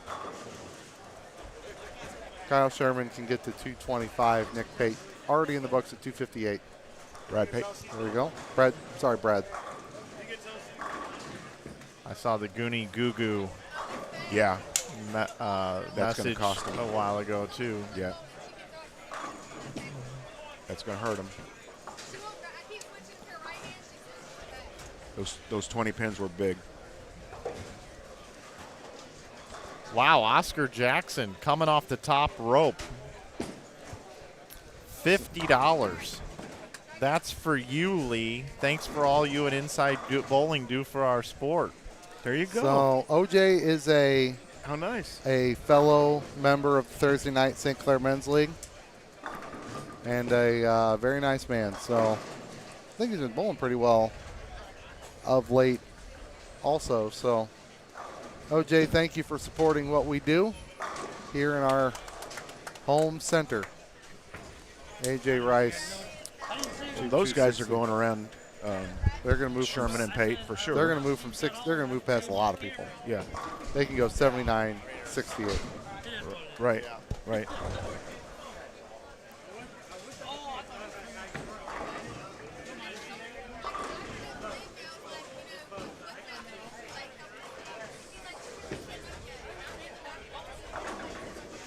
Right in front of the 10 or 7. I'm sorry. Backwards. Michael's just playing Reflection. so much angle right now. Yeah, and that's exactly what we were talking about earlier with Mike Dole. When they get in that far and they throw it, it comes in behind the pins. Yep. I mean, that's exactly what that hit was right there that we saw. And the one before it, Yeah. he just put 3 pins dancing in front of the 10. The one before, something's supposed to knock it over. If that was dancing, that's a mosh pit. That wasn't dancing. Those pins were attacking each another. That boy's good. All right, Kyle Sherman off camera, well, sort of on camera. 205, they're going to shoot 463. So not a terrible game. Not a terrible game, but 20 pins would have helped. Yeah. Let's put your hands together for Mr. Matthew Ogle. 289. Very nice. That boy can bowl.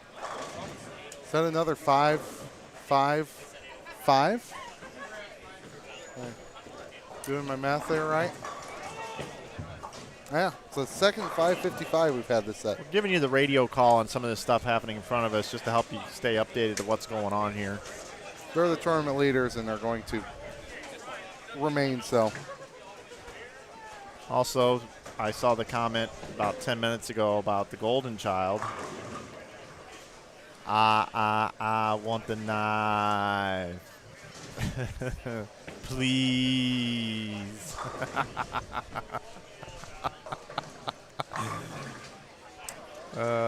Maybe too bad you can't get strikes that way.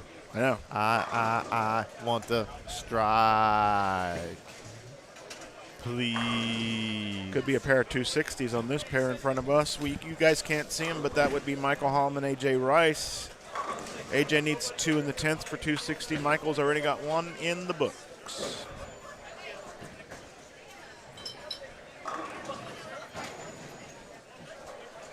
What was Ogle's last 3 games? A lot.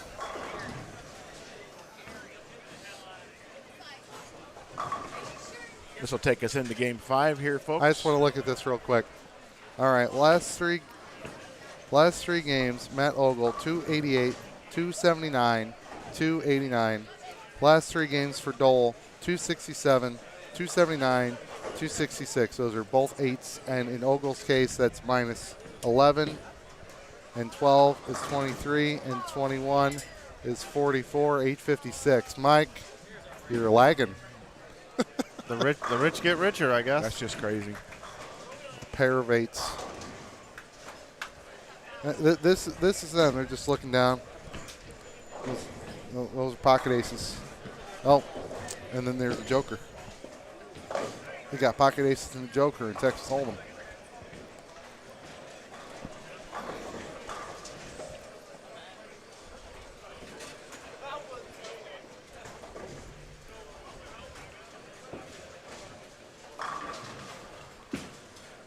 See all these comments in here.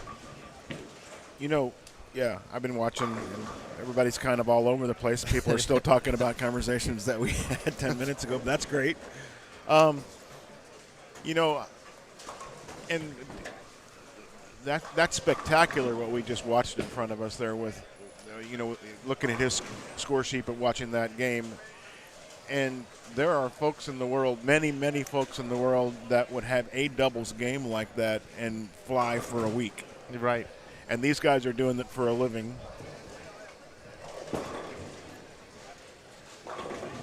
And that's kind of the way they're acting right now. I mean, that it's just a job. It's just what they do.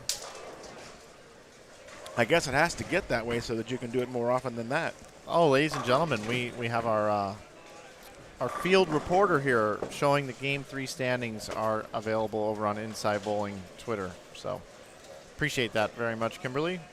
Very much appreciated.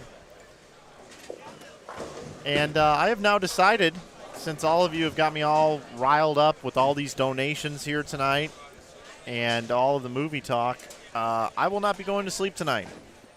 I am going to watch a quadruple header before I come in the morning. I will be watching Rain Man. I will be watching The Golden Child. I'm going to listen to Scenes from an Italian Restaurant for an hour and a half straight. And then I think I'm going to finish things off with Bridge over River Kwai. How are you, sir?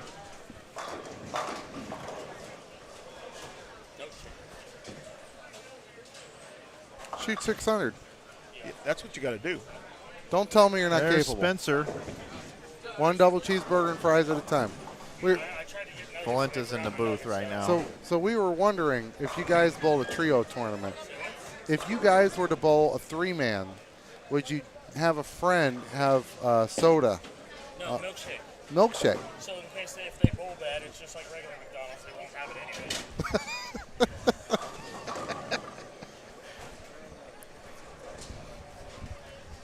So if it didn't work, it didn't work. There you go. Good stuff from Brian Valenta. Saying if they bowl a trio tournament, their third team member would have milkshakes on their jerseys. Do you know how terrible this has become? That people actually ask me to impersonate Mitch Beasley on a Is that bad? squad basis. How?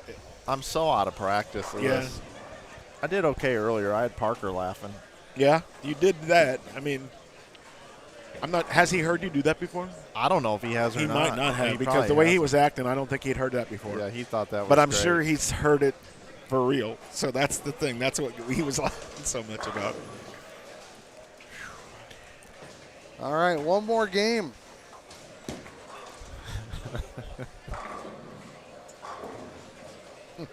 Mike will probably fall asleep in the first 10 minutes of the first movie. Likely. Cook and Sanders. Give me an update there. What place they in? Well, this game's not going to help them. No. They were in 13th at plus 800 even, 4 behind the number. This game can be plus 20.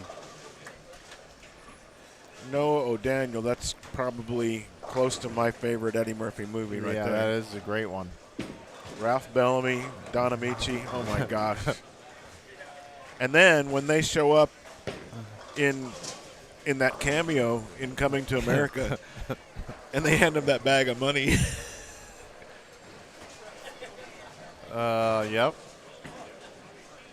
Because they were in a tent, right? Yeah. On a street. Mortimer, we're back. We're back.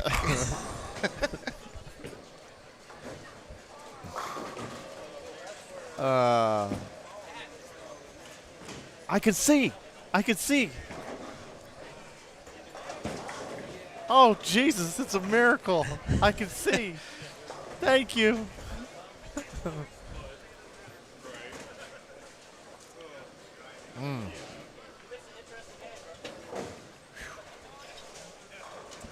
All right. We are getting ready to click the game number 5 button here. And the leaders will be coming down. We'll get to see the leaders. Actually, you guys will. Well- We had a chance to watch them just a few minutes ago here in front of us, and Yeah. we were keeping them a secret. I'm for a also little just going to peek down here for just a second. We've got Hessenberg, Lebinsky.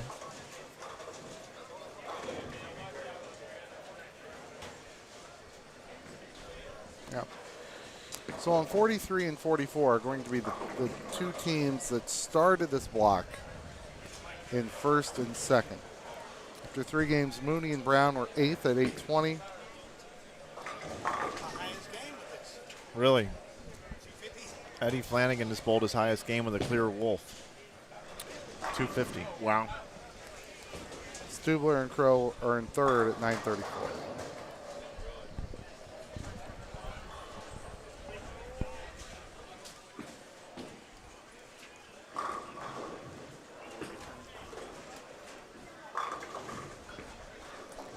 All right, questions in the chat. Is that Parker and Justin Bone? Yes. Is that a Birdman? Yes. It's been outstanding this weekend. Except for the bowling, I absolutely agree. And by the bowling, I mean my personal bowling as well as Mike's. Hey, speak for yourself. Hey, we finished 4 spots ahead of you in the final standings. It's all about me, Lee. Individual scores. Well,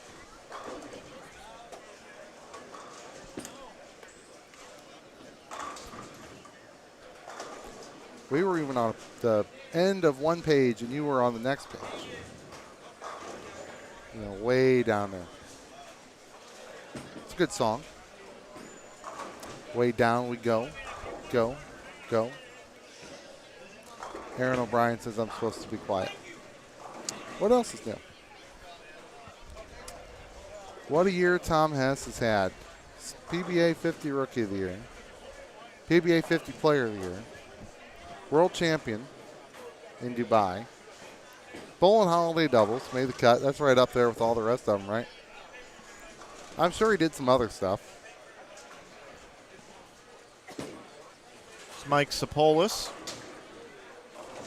The teams on the left side of the screen here, they Yeah, these were the last 2 in. yep, last 2 teams in. Sapolis, Zeke. Not Zeke Bate, Zeke David. But there's Nate Stubler. Yep, Tim Hyman. And somebody else. Zeke and Tim Hyman have moved up 8 spots. Trying to help the Christmas fund a little bit.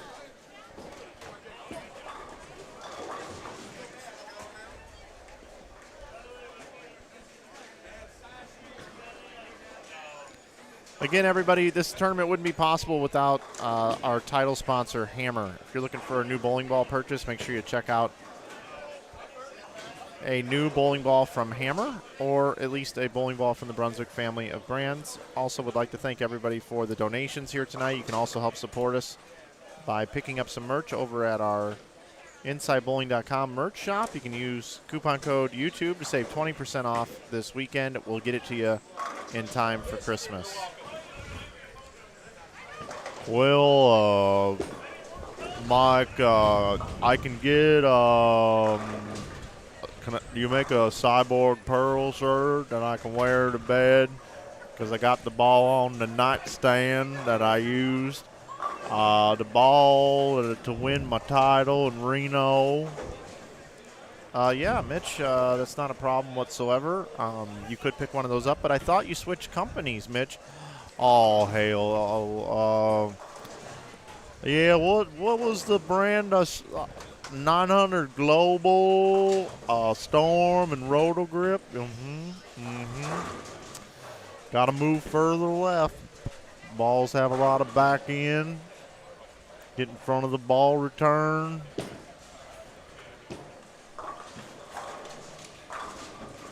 There you go. That was a little bit of that for you guys that were looking for that.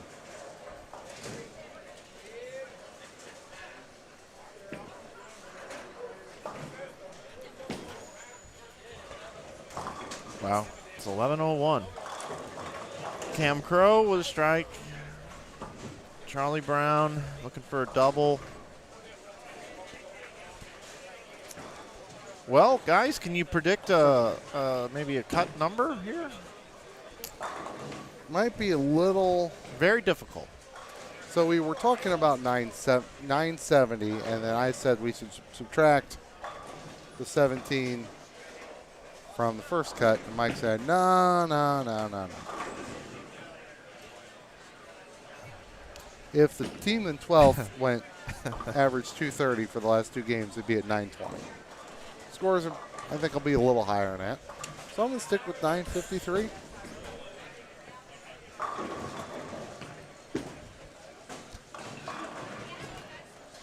Oh my God, who is this annoying guy?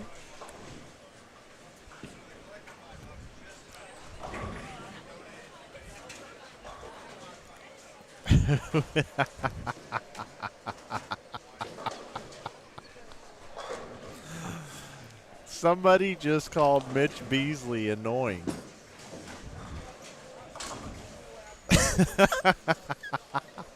Without even knowing it, and Mitch isn't here to defend himself. Oh, that's great. That doesn't seem right to me. That's terrible. It's absolutely terrible.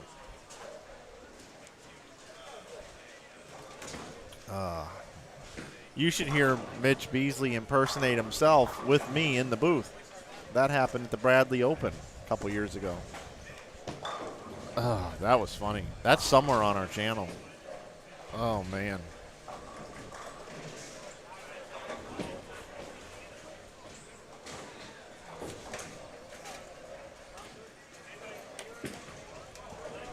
Oh, I got bingo.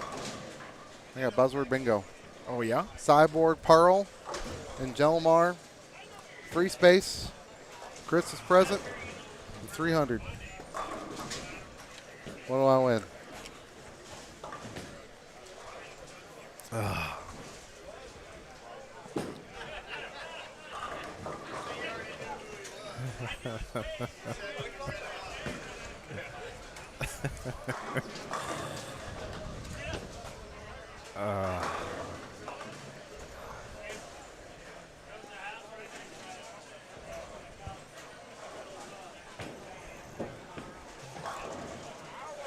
Time for another important poll question. Putting it together now.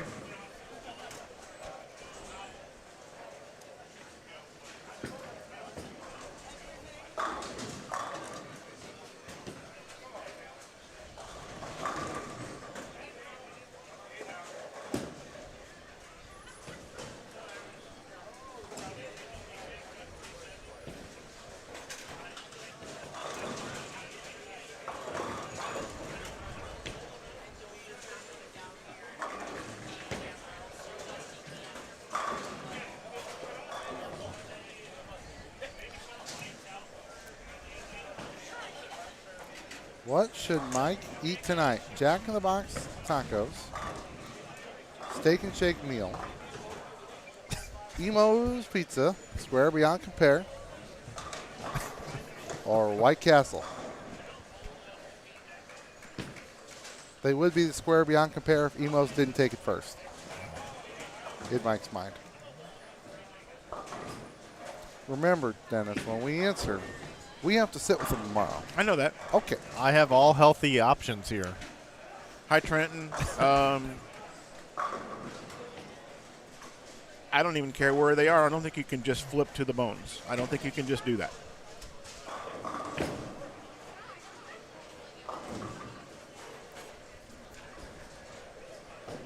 I don't even know how far away they are from us. Probably half a bowling center, right? Yeah, they should be way down there. Half a bowling center. I'll take a look. I mean, yeah. Well, Adam. I saw Parker way down there. Yeah, Adam, Bart, and Liz are in the middle of the house. Yep. Like 27, 8-ish. T-Dub knows me, too, about the Wingstop. That's a good option. Yeah. I have that in Utah, though. Can I assume you have none of these 4 options in Utah? Correct. Okay. Do you have a Waffle House? Do they extend that far? I don't look for them. I don't think we do.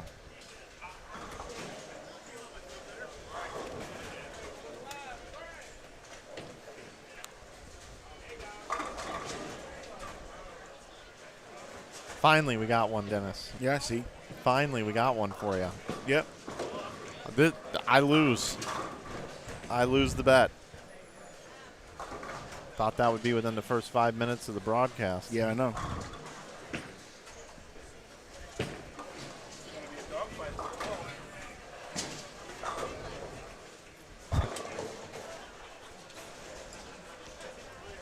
They're not open, Joe. They're not open. Otherwise, it would have made the poll. Yeah, Parker's at about lane 20. I was thinking in the teens or 20 or so. Yeah, I just saw Parker. And unfortunately, that's 10 lanes away from where we have cameras right now, unfortunately, for tonight. But tomorrow's cool, guys, because we have coverage from 29 to 32 that we can flip back and forth between that and 41 to 44, and you guys can actually see all of that. We've got a booth cam that we can turn around to cover the middle two pairs in the center, or we can, like we do for the most part, keep you up to date on what's happening early on. And obviously, if something happens big, we can turn it around fairly easily. So we've got this place covered for you tomorrow. Can Eddie Bird and Tom Hess get there with 550? I know we don't have a game 4 yet. After game 3, they were 33rd at plus 663, which is 130-something. So I'm going to guess no. I mean, if they shot 550 last game, then Yeah, sure. I just don't see that tenacity in both of them right now, really pressing for each shot. So I don't think that that's possible. And that could be because they know what they shot in game 4 and we don't. Right, So, yeah, probably. Yeah. Tom's still got the serious look going, but it's not the I got to throw a shot to win the Masters look.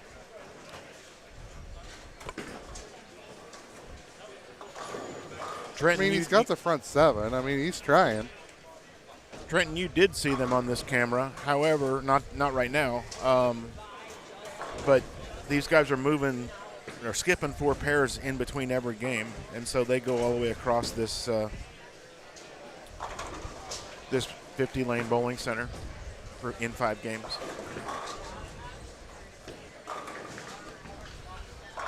Take and shake the winner. Good luck finding one.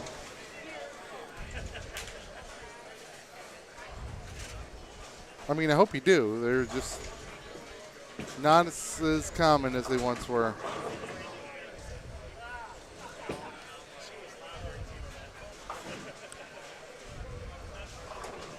The one in Cape Girardeau, I don't know if they've all changed up here, if it's corporate or just down there, but they have reopened. There's a lot less places to sit. You go in and you order off of a kiosk like at McDonald's, pay for it right there, and they give you a number and you go and sit down, and somebody brings out your food to you when you're done. Last time I went to one, it's not very often, was down in Springfield, Missouri on Route 66 down by the ballpark there. Those have not changed. Those look like, 1940s with the bright neon signs and the real glass for the milkshakes from Mike Flanagan. Real servers. No drive-through in a couple of them. Mike should come with us just to go to Steak and Shake. I'll even buy. We buying for Mitch too? Absolutely. Absolutely. You can strike with the Cyborg Pearl, but it's just a bowling ball. Might be on your nightstand, but it's just a bowling ball. 12th after 4, plus 866. Here's the standings Here after we go. 4 of 5. Dole and Ogle, plus 1,167. Their lead's almost 100. Okay, 1167. They got the lead right now by 100. Okay. Curtis and Snodgrass are in second at 1072. Corbin and Dino are right behind him at 1065. Break. Fourth, Stubler and Crow, 994. Haggett and Mayberry, fifth, 966. Sixth, Johnson and Barta. From 32nd The 6th. It's going to take a big game to move up further, but there you certainly can do it. 7th, Mooney and Brown. They're up 1 spot. They're at 9:08 over, right behind Johnson and Barta. 8th, PJ Haggerty and Ray Lucier are in a tie for 8th with Hallman and Rice, who moved up 7 spots in a tie. They're at 881. 10th, and here's where it gets interesting. Bone and Bone, 873. 11th, Sherman and Pate, 869. 12th, Ceramic and Denton, 866. Those teams are all close. Break. 13th, Biondo and Pollock, 826. 14th, Williams and Knowles, 825.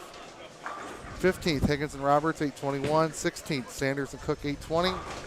Tie for 17th between Hale and Villarreal, Bears and Eston, 818. So those teams are all together, but they're all 40 to 55 behind the cut. But you can do that. To answer your question from earlier, Bird and Hess are in 32nd at 703. So the number went from 804 to 866. So I'm going to say 931. Sounds like a nice round number. Can I see that sheet for a second? All yours, Mike Flanagan. So again, just to paint the picture here, 11th is at 869, 12th is at 866, 40 pen gap between 12th and 13th. 11th is Sherman and Pate, 12th is Ceramic and Denton. They are both in currently in 11th and 12th. 40 pens back, Biondo and Pollock looking to make back-to-back events in the top 12. They are 40 back currently. 41 pins back is Williams and Knowles. 44 pins back, 45 pins back, 45 pins back, Higgins and Roberts. They're looking to win again. Sanders and Cook, 46 pins back. So this thing is tight. You've got a bunch of teams. That last spot could go to one of about 8 teams.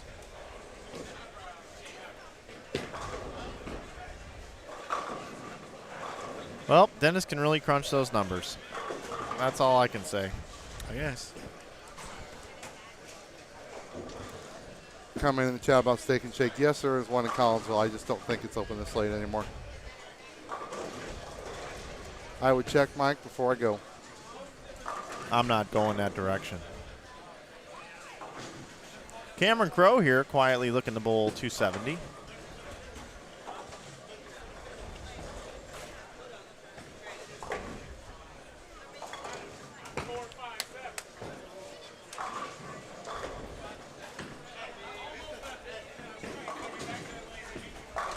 Oh, Good grief. there was not much quiet about that shot, Mike. Good grief. Had some folks asking about Hess. Here he is up in the 9th now, looking for the front 9.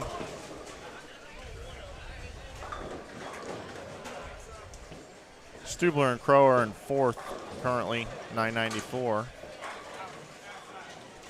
You know, there's not many folks that have that shape on the ball right now. Shout out to our friends here that are from Boudouris Pro Shop. Boudouris is a friend of mine. We do work with them. I actually do marketing for them. And team here making it out all the way from Pennsylvania.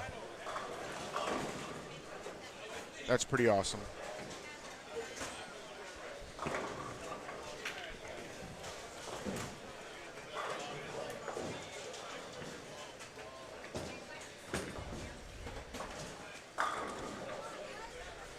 Mike, I know word of mouth from people who actually have bowled this before carries a lot of weight, but I'm wondering how many people are like the folks in the chat right now sitting here watching us doing this tonight and saying, I really want to bowl that tournament next year.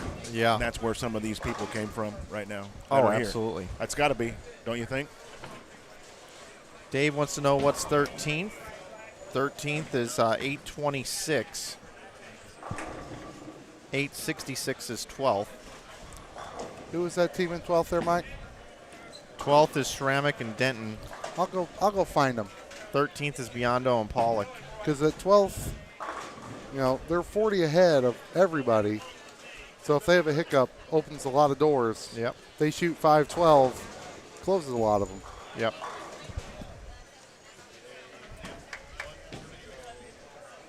Hessenberg were what? They're down here 7:03, so they go 8:53. Yeah, I would believe they would be short. I mean, they've got to You'd be. need They can't even teams get to to be what? minus. Yeah, unless these guys go minus. Yeah, they've got it. That's not going to do it. So.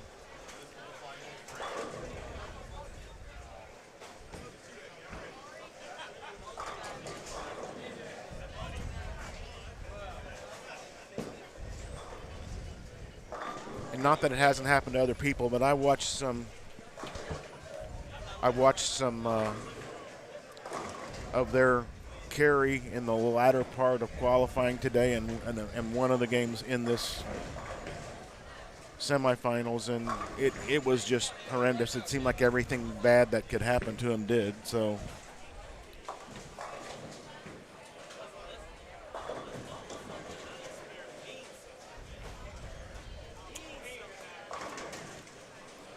Stubler with a 6-8 here in the 10th. In his second ball, I should say. So they're going to be just fine. See a lot of them tomorrow. Take you over here to Tom Hess.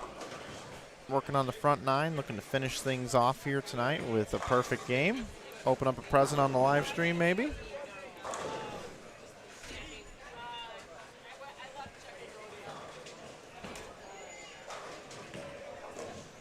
Bada boom. There we go.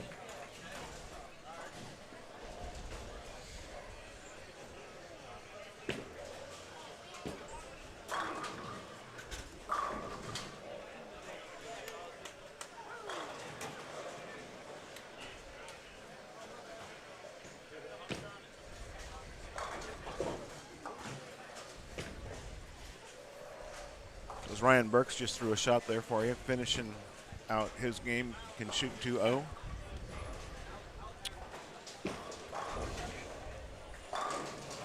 Tommy Hess on the front 10.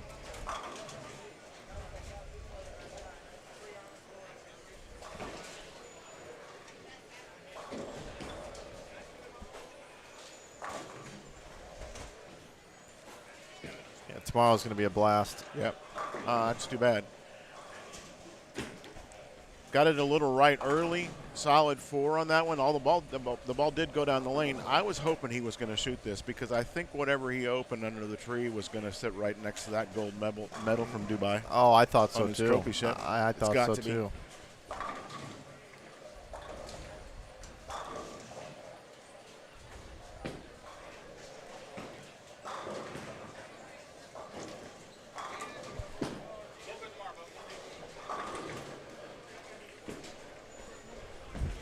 For those of you who have been with us all day, thank you so much. We'll get you a psychiatric evaluation sometime later in 2022. And there are some names in this chat that I have seen in this chat all day. So that's cool. Oh, man. Dave Waswo did a post-diction there. Yeah. He called it prediction, but it was not. We've got an update from Lee from the field. Lee, what do you got? All right, good news for some, bad for others. The team that was on the number, which was Denton and Ceramic, 5'11". The team of Bone and Bone, that a lot of people were interested in, are going to shoot a similar number. So Parker wasn't quite done yet. He was almost done, but it's going to start with a 5 more than likely. Okay. So they're both in. You know what Sherman and Pate did? I don't, but I can find out. I think I'll go on a run. Okay. Mike's going to go on and run. Folks, I'm not going to lie. I'm not unbiased here by any means. I was rooting for Parker and Justin big time. I can't wait to watch that tomorrow. I can't imagine what it must be like for him to be able to bowl in a tournament like this with his son. He came and kind of told us a little bit about it, and I think Justin's going to grow up quite a bit this weekend. I think that's great as well, and I think tomorrow's going to be exciting. I know Brandon's excited about being here to watch. And there's going to be a lot of them on camera tomorrow. That's the cool part. I mean, when we're down to 12 teams, there's people on camera that you want to watch all day tomorrow, and that's awesome. That's why we're So, here, to help you with such things. Brendan, good question. That was coming out of the bottom of his phone, feeding into his microphone on his headset yesterday. So that's how that's how that music was kind of piped into you there. So I don't know. He might be able to come up with something to play on the computer, maybe. But Bobby, we'll see you all day tomorrow. We're going to be starting here. And guys, we won't be on early. That's not kind of how it goes here. They're going to start practice with everybody checking in at 9 o'clock, and shouldn't be any kind of a delay in the morning that we know of. So 9 o'clock a.m. Central Time. And we will be underway for 12 games of round-robin match play. Win your doubles match, it is a 30 bonus pin situation.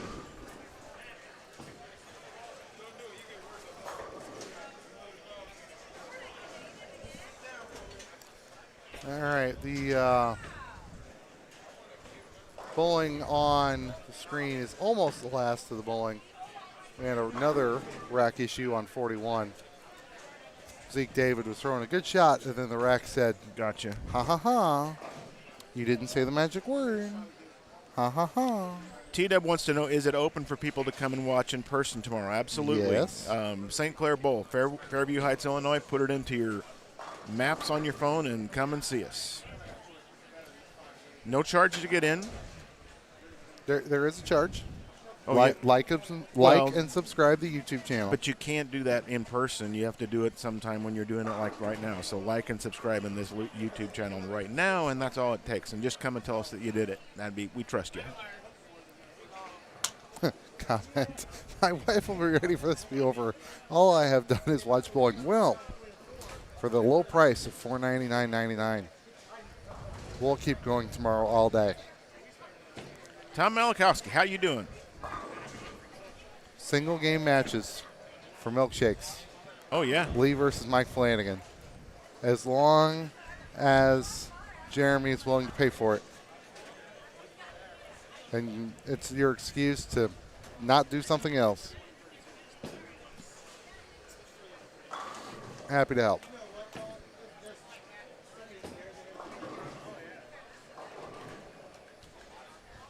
There was quite the crowd in here tonight. No stepladder, Albert.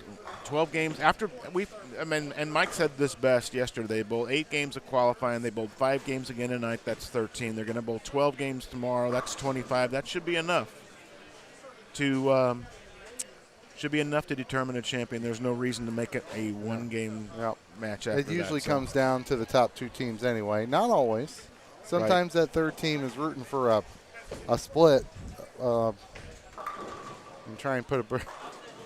And the cool thing is, I mean, it may look like on the standings when you see them tonight that there is a huge difference. But with 12 full games tomorrow and full doubles games, it's not Baker. Like I said, it's full doubles games. And bonus pins. And bonus pins. And those 30 pins, even though it may not seem like a lot with 2 people bowling, the 30 pins do make a difference. Yep, big difference. In the standings. And so. Because we talked about how Dole and Ogle were about 100 clear.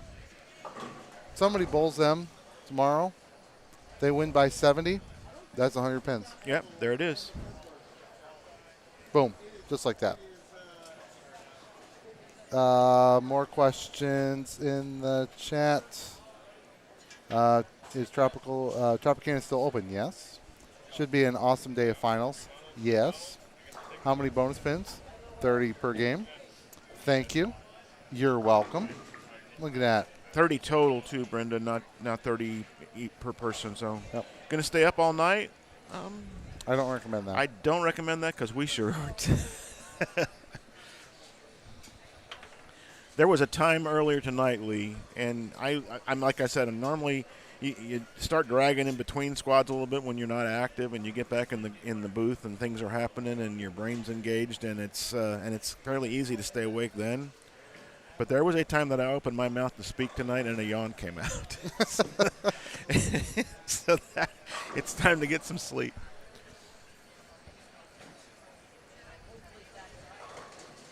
I mean, if you're going to stay up all night, just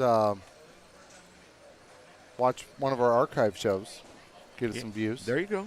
And either one is going to entertain you, in which case we have done our job. Or two, it puts you to sleep, in which case we have done our job. There you go. Maybe like something from 5 years ago to look at how bad we were relative to now. We thought we were doing okay. And then you look at all these cameras and how much everything works. And I don't know, Brendan, I don't know what Mike's normal – I think Mike's normal plan would be to stay around here and confirm the top 12 Yes. before we sign off for tonight. And I'm interested, so. You're going to be fine, Adam Barta. You're my hero. My other hero. 9 a.m. Central. We start.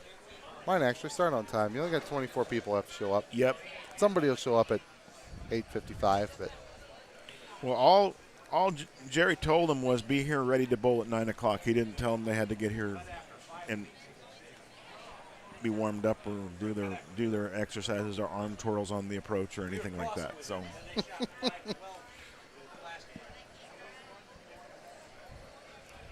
See you, Derek. Brandon Neal, I know I'm staying up all night, working third shift and currently at work until 6 a.m. Then we'll watch the finals. There you go. But later tomorrow, he says he's going to watch. So. There you go. Yeah. Whatever works for you. Typically, when Mike archives this stuff and puts it up, he puts it up backwards. He'll put the finals up first and then the rest of it. So, nice job, dude. Nice job. Hey. Nice job. Very nice. See you tomorrow. Well, I'm telling you both. I think you had to do your part, so you did your part. All right. Just got Mike had it. He's making notes.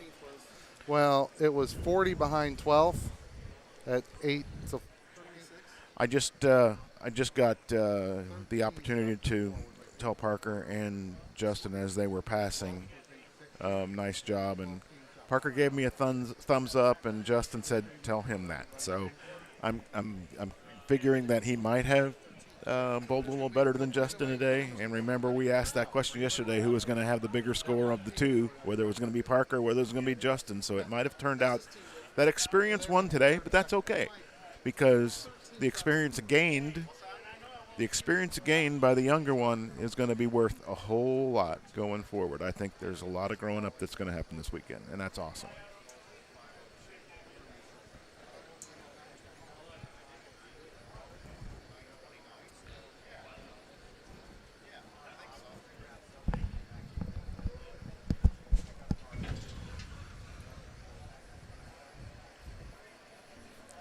Mike's back after writing down some numbers on this paper, and I like numbers. All right, guys, let's try to figure this out. Okay, so in 14th place was Williams and Knowles. They bowled 5:02. So that takes them to 9:27. Okay. Biondo and Pollock were at 8:26 in 13th. They bowled 4:59. Not enough. Okay. Ceramic and Denton bowled 5:11. So that took them to 9:77. They were in 12th. They were the number. Sherman and Pate were at 8:69 and bowled 4:65. So that puts them at 9:34, which is 7 pins ahead of Williams and Knowles.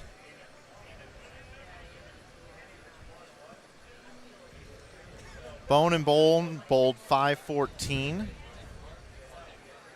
They're at 9:87. I didn't get a Holloman and Rice score. They were in 9th. Haggerty and Lucier finished at plus 938. Johnson and Barta finished at plus 929. So according to my records right now, Knowles and Williams are at 656 if you're wanting to figure what was that? What was I just heard? No,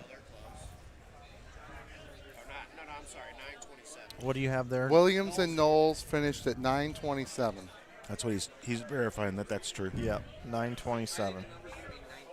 I don't have the first 4 games on here, so this isn't going to work for us right now. So Yeah, so basically, if we say they're in,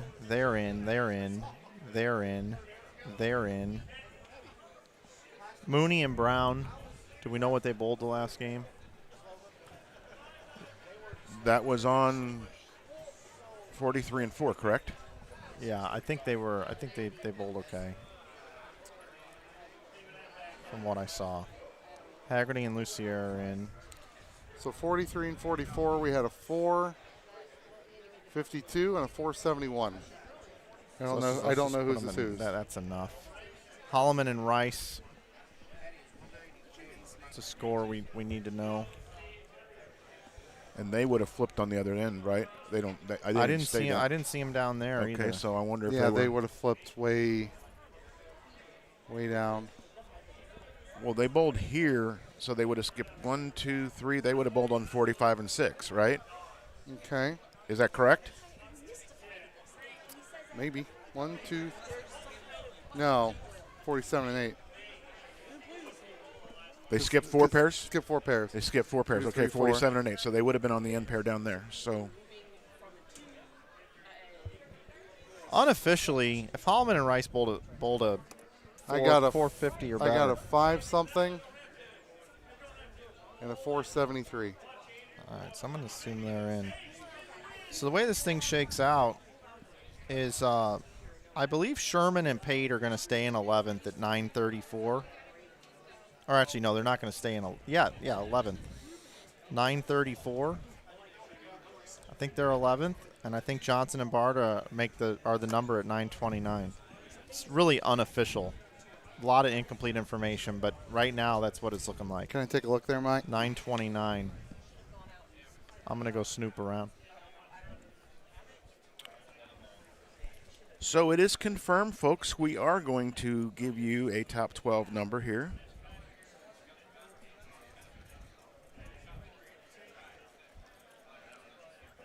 Shannon, which shirt do you like? Are you talking about the one I'm wearing?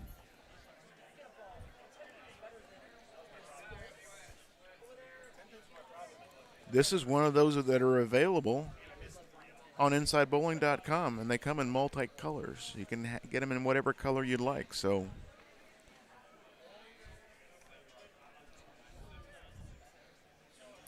From what I can tell, Mike's math is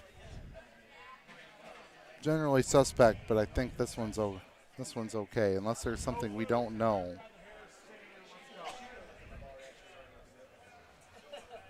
It's possible that the difference between making it and not is 2 pins. while we're waiting on Mike, he's snooping around. He's going to come back down here and talk to us a little bit. Shannon, if you're interested in one of those and weren't in here earlier, Inside Bowling has got over 300 shirt designs, and this is one of them. Like I said, I'm modeling. Give me a runway. During the weekend, the YouTube promo code, if you buy something there, will get you a 20% discount, and that's all the way until the end of the finals tomorrow. So typically that's a 15% discount. It runs all the time.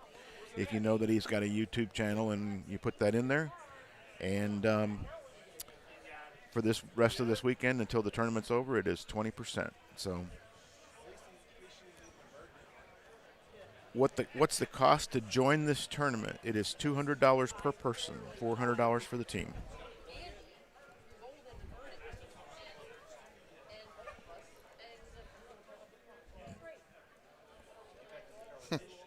When we started this block, my phone was at 2%. We finished this block, still at 2%. 2%. It's a trooper. It's been a long day. Yeah.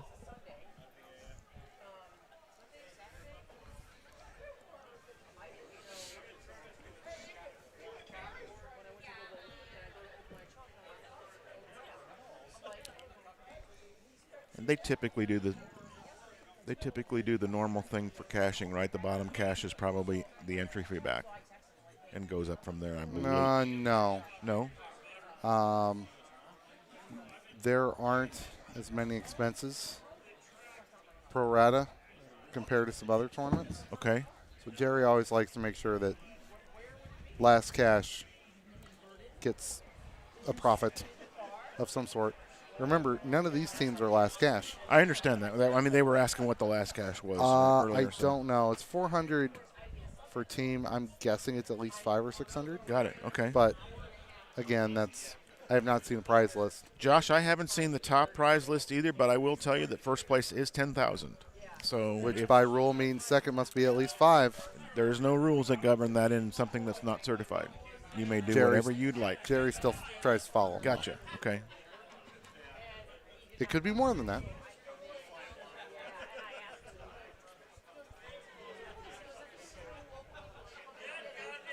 Thanks, Trenton. I didn't realize that. That's good. Last cash was 600, so that means That's about right. that means that the two teams that tied, if they do it typically, I don't know if they paid them both 600 or if they split that between. I would assume they split They that. probably split it. So then They're, 300 per team yep. and 150 each. So Yeah, in that kind of situation, you would generally split unless both teams would elect to agree to do something. yeah, They couldn't pull a one-game roll-off tonight because there's no room. right.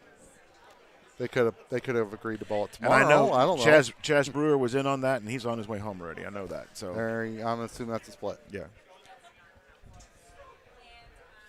So the 47th place team probably received 620. So it's 310 a man. And that's kind of how that works. So yeah. Tomorrow, second place will receive at least 5,000. Scott Carr, what would you like us to switch the camera to? The dartboard's upstairs. Sorry, camera doesn't go that far.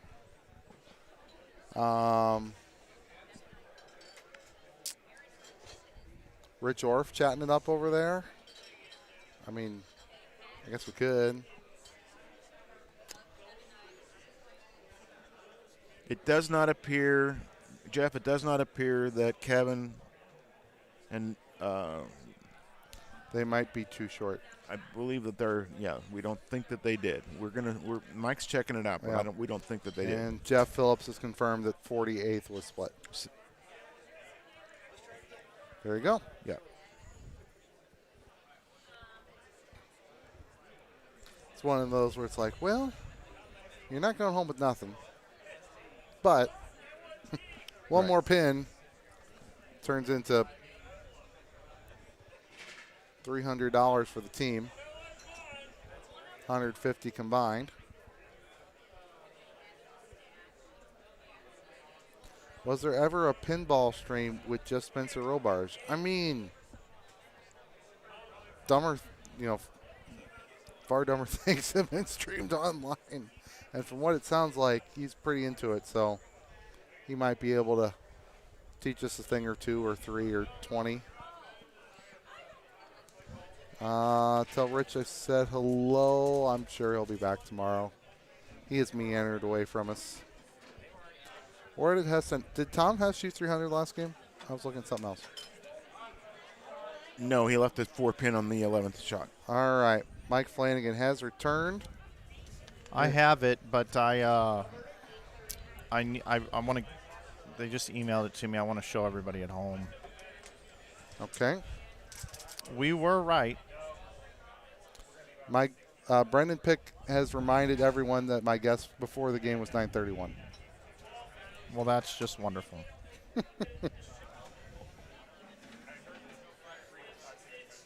I have not yet seen what Mike is going to show us. What Brendan added after that was that you got pretty good at score watching. I've been doing this for a while now. That's not what he means. Okay, boys, we have our top 12. Here we go. You'll be coming back tomorrow. Be ready to bowl at 9 a.m. In first place with plus 1171 is Bull and Ogle. In second is Corbin and Beadle plus 1145. Trying to beat him. In third is Curtis and Snodgrass plus 1118. Fourth is Stuber and Crow plus 1065. In fifth, Haggett and Mayday plus 1015. Sixth is Harmon and Rice at plus 1012. In seventh is Bone and Bone plus 987. In eighth is Schrammick and Denton at 977. In ninth, Wow. Mooney and Brown at 970. 2 pins. In 10th, Haggerty and Lucer at 938. 11th is Sherman and Pate at 934. And our last team in 12th, Johnson and Barta at 929. Nice job, Mike. 929 is the number. Barta and Johnson. I'm going to leave that up on the screen for everybody. I am behind the paper. I do want to share a quick story with you guys. Kevin Williams and Justin Knowles had a huge game going the last game. And you'll notice that they missed by 2. Is that right? Yes. Justin Knowles in the 10th frame went up and left the 2-4-10.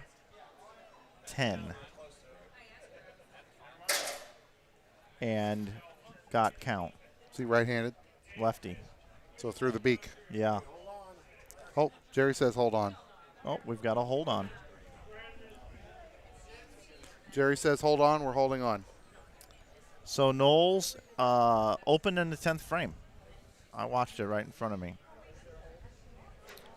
So that's there's a hold on, which means that there's something that could be off. Just so everybody knows, just to put things in perspective, 46 teams bowling 5 games is 460 pieces of data entry points that needed to take place here tonight. And on occasion, there can be either a score written down wrong on a sheet that gets entered in incorrectly. It could be flipped on a player from each side. So we're waiting to officially announce that this is the cut. But what we can do, Mike, is kind of go through the rest of the list. Some of our teams that we've been following. Higgins and Roberts, past champions, plus 891. Bowles and Robarge, 20th place at 875. They'll be back. Well, they climbed about 10 spots in that one game there. Barrett and Bittenbender, 21st, 864. And they also climbed. Right in front of Horns and Gohagen. Mars and Valenta, cheeseburger in paradise and some French fries. Up and finished 24th. I don't know how much Brian bowls anymore. Certainly not as much he used to. Good showing. Happy for him. Bird and Hess. We're out too. Because they messed up Hale and Villarreal's score. Really? Yep. We're out too. Who else is out? Because I'm pulling this off the right screen. there, them guys, they were 969 over. Whoa. So we're out. The number's 934. Where was the error? Was it in a prior game? Or did they just bowl some monsters last game that was input? So I don't know where their thing was. Just trying to get to the root of where the error was. Okay, so let's toss that up. They're saying 934 is the number. Right, Yeah. that would be one spot up from where they were. From what they're saying, the score of Hale and Villarreal is off considerably. Interesting. I'll Other scores for teams that we watched: Marcel and Taylor, Great St. Louis Bowlers, 28th, tied for 28th. Orphan Stubblefield, 32nd. Tim Mack, Gene Perez finished in 34th. Good for Tim, plus a Christmas present, courtesy of Adam. Adams and Boyer, Lori Adams, Jeremy Boyer, 35th. Nothing to frown about. David and Hyman were the number, moved up 10 spots. Is that official? No, it's not. You didn't miss by 2, you're going to miss by 13. Yeah, that was going to be 9. Even Our some other past champions, Steve Taylor and Eddie Flanagan, checking 40th.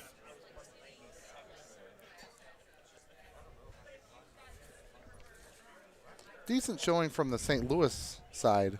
Yes. Over here, not a whole lot of guys made it.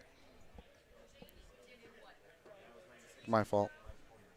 Tim Hyman, Zeke David, Andrew Orff, Boldford O'Fallon. We'll claim him. Stephen Jarvis. Austin Bolds is from Southern Illinois. But he lives in Wichita now. I don't know. That's about it.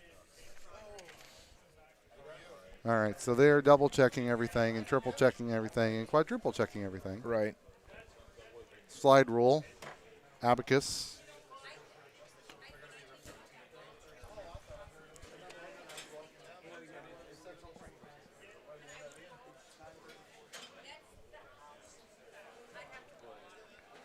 Right now we have right.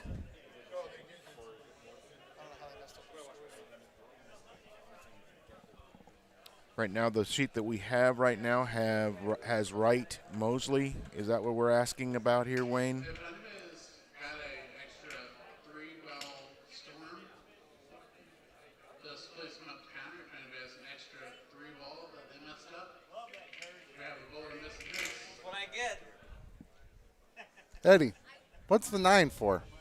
I get 9. Okay. I get 9, and the solid 9 is my favorite.